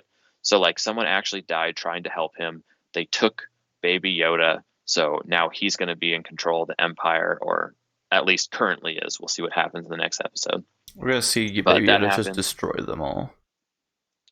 And yeah, maybe that's what happens. Maybe they bring Baby Yoda back to him, and Baby Yoda just like goes nuts and just like force chokes everybody there at the same time or something. I think it's going to be a really cool episode. I'll just say that. I think it's going to be a really cool episode. It's either going to be that, or it's going to setting up for season 2 of them trying to get Baby Yoda back. Yeah, I could see that too. Like they do get Baby Yoda, and then, well, there's season 2. You gotta a whole new season. Go after there you go, Disney. We're giving it to you. Actually, make it good. Just in case you guys didn't already know what you're doing, which some people would say you guys don't. I'm one of those people. Dude, I saw a crazy stat today that made me fear for the future of cinema. I think it said that it was either 80 or 90, but 80 or 90% of the top box office movies this year just like were made by Disney. Yeah. Everything's No, Disney. were made by Disney. Julie It's pointed that literally, out. We were. yeah, it's literally a monopoly in the movie industry, dude. It's scary It is scary. because you have one company that's just making all the movies that come out that are like big. And it's like, okay, like We maybe they put a lot of money and the quality is really high, but like you're not getting new people behind the stuff to like get their own take on it. It's just Disney's putting out whatever they want. Julie pointed that out, that all the trailers just look like a Disney movie. When we were watching Star Wars movie, all the trailers, and I wouldn't be surprised if they were old Disney movies. I don't remember exactly Yeah. what the movies were. One of them was like that not Han Solo, whatever. It's Harrison Ford and the dog. I don't know. That's Disney, but it seemed like a Disney movie. Was it like Togo or something? I don't remember what it was called. I know there's a Disney Plus movie. I think that's Willem Dafoe. Never mind. So The Witcher. Switch gears. All right. So you haven't seen The Witcher at all? No. All right. I've heard mixed things on it. So I watched the first episode. Half the episode, which is like the first half, kind of. I mean, the action and the effects, again, like Mandalorian. There's nothing wrong with it. I think they have the budget for it. It looks good. I think the story and plot again just seems kind of off, and they're trying to make you have all these emotions to these characters that you don't really care about. The end of the episode kind of brought it back. Have you played The Witcher? I played a little bit of the third one, and it had a lot of feels of the third one, which is you're just a dude who needs to kill monsters because it's good for society, kind of thing. So, do you think you would have a connection to those characters though if you had known them previously from the books or the games? Well, I was gonna say, like, The Mandalorian and The Witcher has the same problem, which is if it were a video game, it'd be fucking amazing. The Witcher is already a video game, and supposedly it is amazing, and it's amazing. Why the fuck did you make a show out of it? I don't know. I don't get why. Like, people just think, oh, this one thing was really good. Let's go ahead and make it another thing that just doesn't need to exist. I don't. The Game of Thrones one made sense because nobody wants to read a novel anymore. People don't like reading books anymore, so they made a show instead of a movie or a game, and it was actually good. Nobody's gonna read a Mandalorian They made book. a game. Telltale No. presents Yeah. Okay. Game of Thrones. But nobody, if it comes out that, hey, Disney releasing a Mandalorian book, nobody's gonna read it. And so that made more sense, but people are already playing the Witcher game. They didn't need to make a show out of it. Well, that's what I was gonna say. It's kind of the crossover effect, right? Where like you're gonna get a lot of people who have read the books or played the games that are now gonna watch the show. And they're going to compare So it. you're going to get a lot of viewers just from that. And, Yeah. And then they will compare it for better or worse. But there's been a bunch of news about how the Witcher 3 servers, it's not online, but they can, see how many people are playing their game. Yeah. Have skyrocketed since it came out. That makes sense. Whether it's just people who already own the game and now they're, back in it playing it again because they see that universe and they're like, oh man, I forgot how good this game was. I gotta go back and play more of it. Or just new people who see the show and they're like, oh wow, like this is based on a game. I bet that game is sick because this looks really cool. Mm-hmm. So then I'm sure they've sold a lot of games to new people just from this show. So it kind of goes hand in hand. So I'm sure they obviously have to partner up with that, with the writers and stuff from the Witcher universe in order to give them, licensing and stuff like that. Actually, I don't know if that would play in with the games, right? It'd probably be from the books, and the games license it from the writers of the book. I would assume. Yeah. I think it'd be more from the books. Yeah, but still, like I'm sure they all obviously know what they're doing. Same thing, like when Disney releases one thing, they know that now, like, oh, the new Star Wars movie is out. People are going to see the Star Wars movie, and then, oh, we also put out a new Star Wars game. So then they're going to go play the game afterwards. Yeah. It's all marketing stuff. But after the second I'm half, okay with that. But yeah, go for it. yeah. So after the second half of the episode, I would say I'm hooked on it a little bit. I'm gonna give it a couple episodes, see where it goes. It's only 8 episodes. Yeah, and they're an hour long. So, yeah. The first episode seemed like it was so long, but it's decent. I'm gonna, I'll give it a shot, see where it goes. But the action sequences, the fight scenes, when they're doing sword on sword fight battles, fucking on point, dude. It is sick. Yeah. That's what I've heard. I've heard the monsters are good and the fight scenes are good. But besides that, the story. No, dude, they're not even just like, good. It's not just good. It's like fucking good. But yeah, the plot's kind of whatever. I'll check it out for that. But I heard the plot is just It's not that great. But I did hear that by the end of it, it seems like it was kind of a prequel season. Like the season basically exists to like set up the characters and stuff more so than like a legit storyline. And then they said like the way it ends is like, all right, now it's ready for like season 1 to actually start. Yeah, because I haven't played the first game. I only started season the third 2. game. Hopefully, should be pretty good then. So I have 3, the complete edition with all the DLCs and stuff. Same. I just haven't gotten around to it because I know that it takes so long to play that I currently can't invest that much time and dedication into a game when I know that I have like literally 6 other games that I need to play that I could beat all in the same time that I would play The Witcher. Yeah, so I invested. My goal is maybe next summer. I invested about 30 hours into the game, and I just got bored of it. Which is strange, because I feel like you would love it because you love those types of games, and I just hear that like The Witcher is literally the same thing, but just a really cool universe with monsters and stuff. I think what ruined it for me was that the loading times were obnoxiously long. Like obnoxiously long, because you die almost as much as Dark Souls, because it's actually kind of a hard game. But the loading times are like 3 times as long. Like it's stupid how long the loading times are, and I was just like, I literally don't want to play this game because I don't want to see another loading screen. Every time I died, I would literally go on my phone and watch a YouTube video.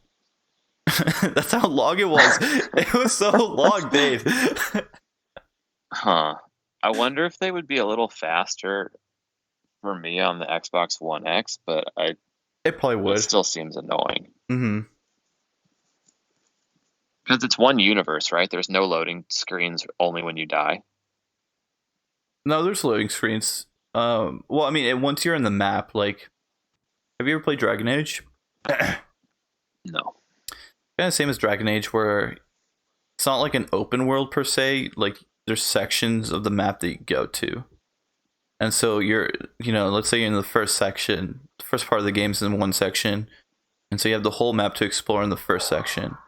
And then once you cross the border to like the next section, it's just like, where would you like to go? And then you click on to like the next section that you want to go to on the map. So it's open world when you're in a section of a map. But when you want to get to like the next part of it, that's when it loads. And then I think there's like a time mechanic, like a certain amount of hours skips ahead when you go to like the next section. It's kind of interesting. Not a huge fan, but I understand that they can't load the whole thing onto one continuous map. Yeah, well, like let's say that's that what that next gen is all about. Ocarina of Time, you have Hyrule Field as one section of the map, and then once you want to get to Death Mountain, then it would load Death Mountain. It like fades out and loads in Death Mountain. Yeah. Except it's not just a fade; it's like literally like a 5-minute loading screen. But that's not that bad. I don't care about that because you don't travel that often. It's literally when you die. That's Just thinking about it makes me nauseous. Just don't die in the game, because once you die, you're going to be mad at sitting at a loading screen. Well, all you have to do is go into the settings and turn on funky mode. Yeah. I want to see an April Fool's. You just see Gerald walking around with like a surfboard. I want that to be an April Fool's joke, and just a big ass mod that replaces any game that you play Gerald with funky mode. with Funky Kong. Dark Souls, you just plays Funky Kong. Smack people with your surfboard. Oh man. Yeah. So I'll watch that at some point. I tend to switch off between games and shows. So like I'll watch a show and just binge it. Then I'll get back to playing a game. Once I finish the game, then I'll watch a show and binge that show. Like I just finished binging The Morning Show. That was good. The Morning Show? Yeah, it's on Apple TV Plus. Oh. It's the one with Jennifer Aniston, Reese Witherspoon, and Steve Carell. I haven't heard about that one. Oh. Well, it's about kind of like the Matt Lauer situation, where Steve Carell and Jennifer Aniston are like the lead anchors on a show, kind of like Good Morning America, but it's called The Morning Show. And then there's fallout within the show because reports come out that Steve Carell's character has sexually abused women. So it deals with like the Me Too movement and like the pluses and minuses of it, as well as like the fallout within the company of like, okay, did anyone know about this, or did no one know about this? What did people know? How is it affecting the company? Because now without this main person, like, how is Jennifer Aniston going to feel? Because now like her lead anchor or her co-host is now gone. So like it's pretty good. I really liked it. Sounds interesting. It picks up after the first few episodes, but it's not just about the Me Too stuff. Like there's a lot of other drama just within the company that goes on. But that's the main thing that starts it, and like that is the main topic. But there's a bunch of other stuff, and it's pretty good. It has a lot of really good actors in it and actresses. So the acting is top notch. Nice. Yeah. So that was good. And then, I think I'm gonna start after Christmas. Probably start into Star Wars. Yeah, after watching the movie, I want to play Star Wars game. And I don't know if I want to get the new one that's out or play through the Old Republic, because I never played that. Well, I played it, but you mean Knights of the Old Republic or the Old Republic?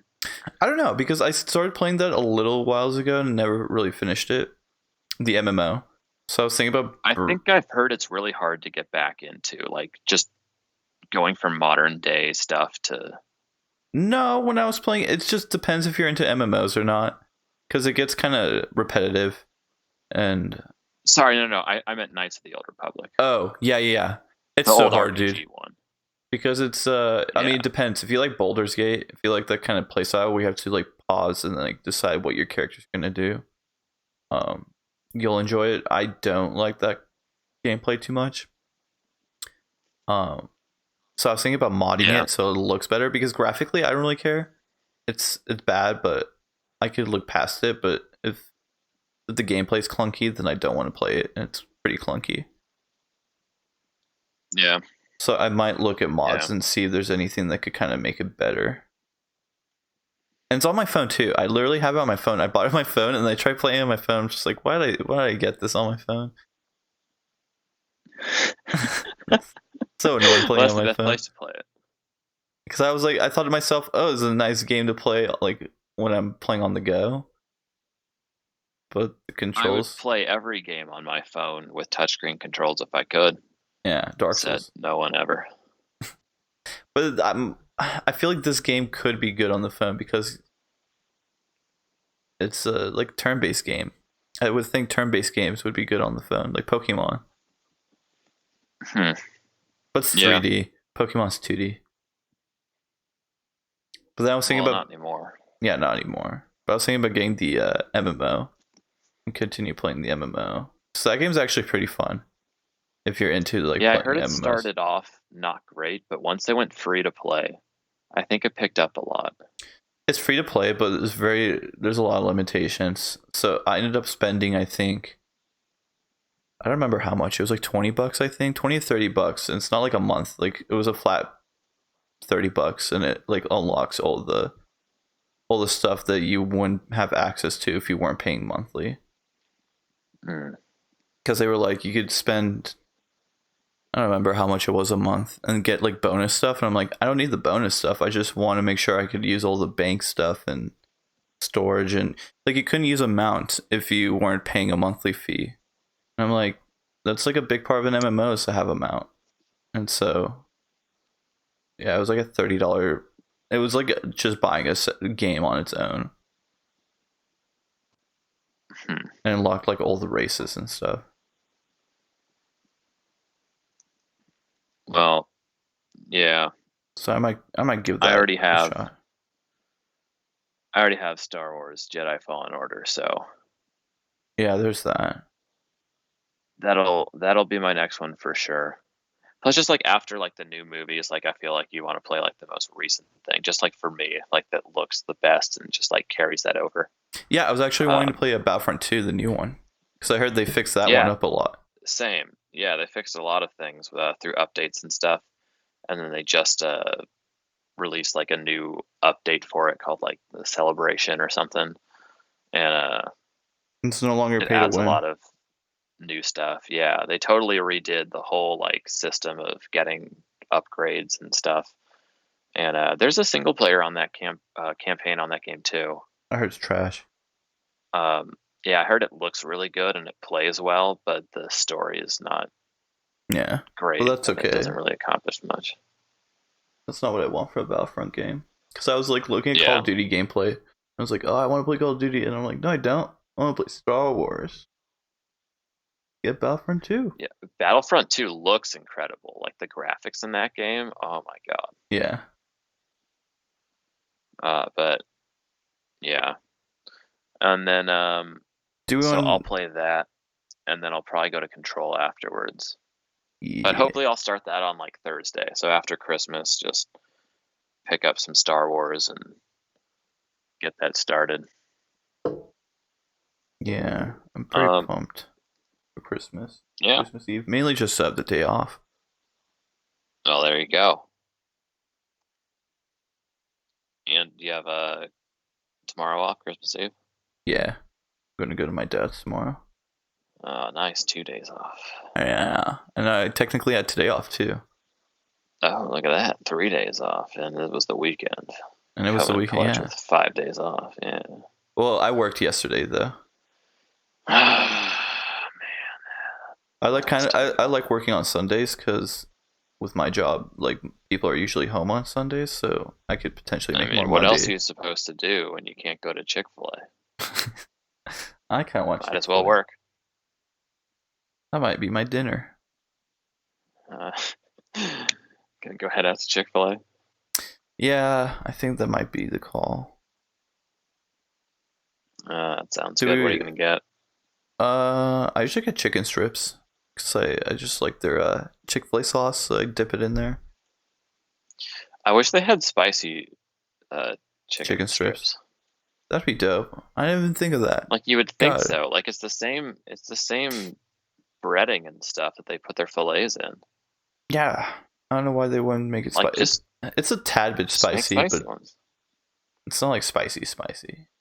There's like a lot of spice in it that kind of naturally makes it spicy. Yeah. Come on, guys. You gotta one up Popeyes. Popeyes doesn't have spicy chicken strips. Yeah. Reclaim the throne. Come on. You want to do a recap or? Thing, yeah. So last thing, we'll just hit these quickly. Just to recap some of the stuff that was at the Game Awards and the day before that. So we were talking about the name of the new Xbox, of how it was Xbox Series X. So it turns out they actually said that it's not the the new consoles aren't just called Xbox Series X. That is that specific console that they showed. It's called Xbox Series X, which was obvious, but we assumed that, Xbox Series is kind of the name of it or something. So they just came out and clarified that the next generation of Xboxes are actually just called Xbox. So How creative. that's that. Um, which I'm fine with. Yeah. Keep it simple. You don't have to start getting crazy and weird. Just it's called Xbox, and that one is called Xbox Series X. And my guess is, like I already said, there'd be an Xbox Series S, like a lower tier version, and maybe some other random versions that they decide to make. So it's just called Xbox, and then what's added that is just uh, the name for that specific console. So that's that. And then we forgot to mention Resident Evil 3 remake last week. So that wasn't announced at the Game Awards. That was announced at the PlayStation State of Play. I think we did bring And that up. I don't think that we did. Talked about a little bit. We brought it up in our prediction episode where we predicted that that was going to pop up because there were leaks for it, but I don't think we actually mentioned that they did announce it. Okay. Okay.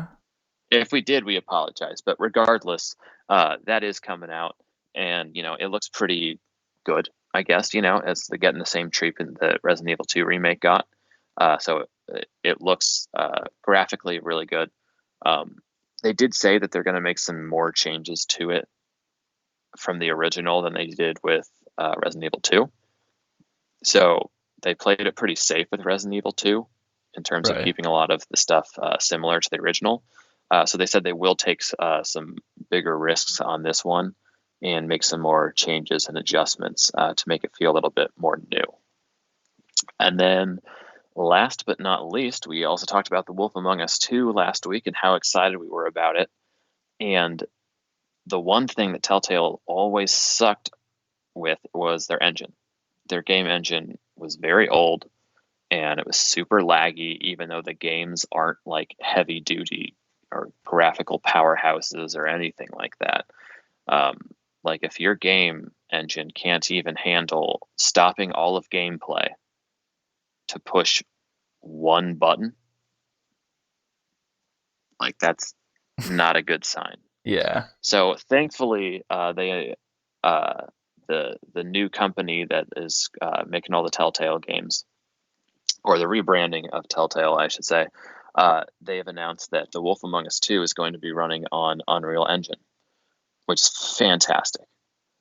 So super pumped about that. So we'll get great games, hopefully, with engines that actually work. Woo woo. So that is that. That ends all of our topics for today. So that's I'm gonna bring this up right now. pretty much it. Just Go for it. I'm on Steam right now because I was like, let's look at some Star Wars games right now. Just about everything is like 50 to 65% off on Steam. So anybody looking to play some Star Wars games right now, check out Steam.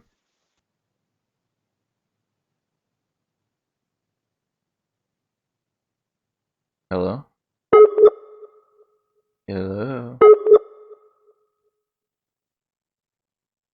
Hello? What was it? I never played Star Wars Bounty Hunter. That one always seemed kind of cool. Ooh, that one's really hard. I played that a one bit, never and finished it. and Republic Commando always looked really cool. Yeah. Outcast? Like that's the only Star Wars game that ever really looked like really dark and gritty.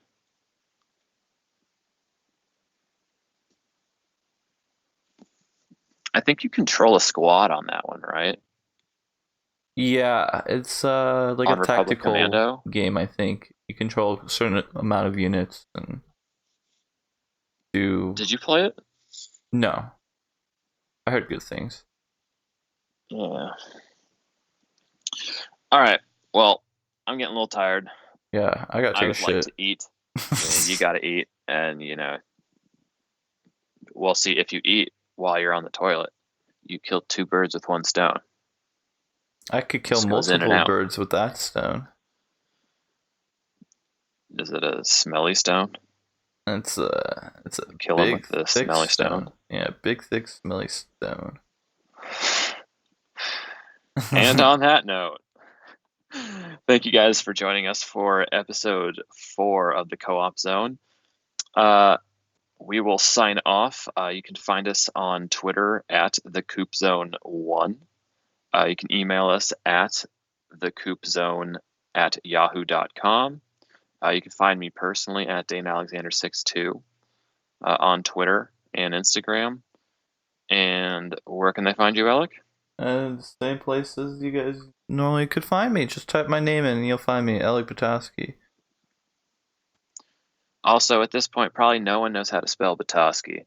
But if you look in the info for the podcast, our names are on there.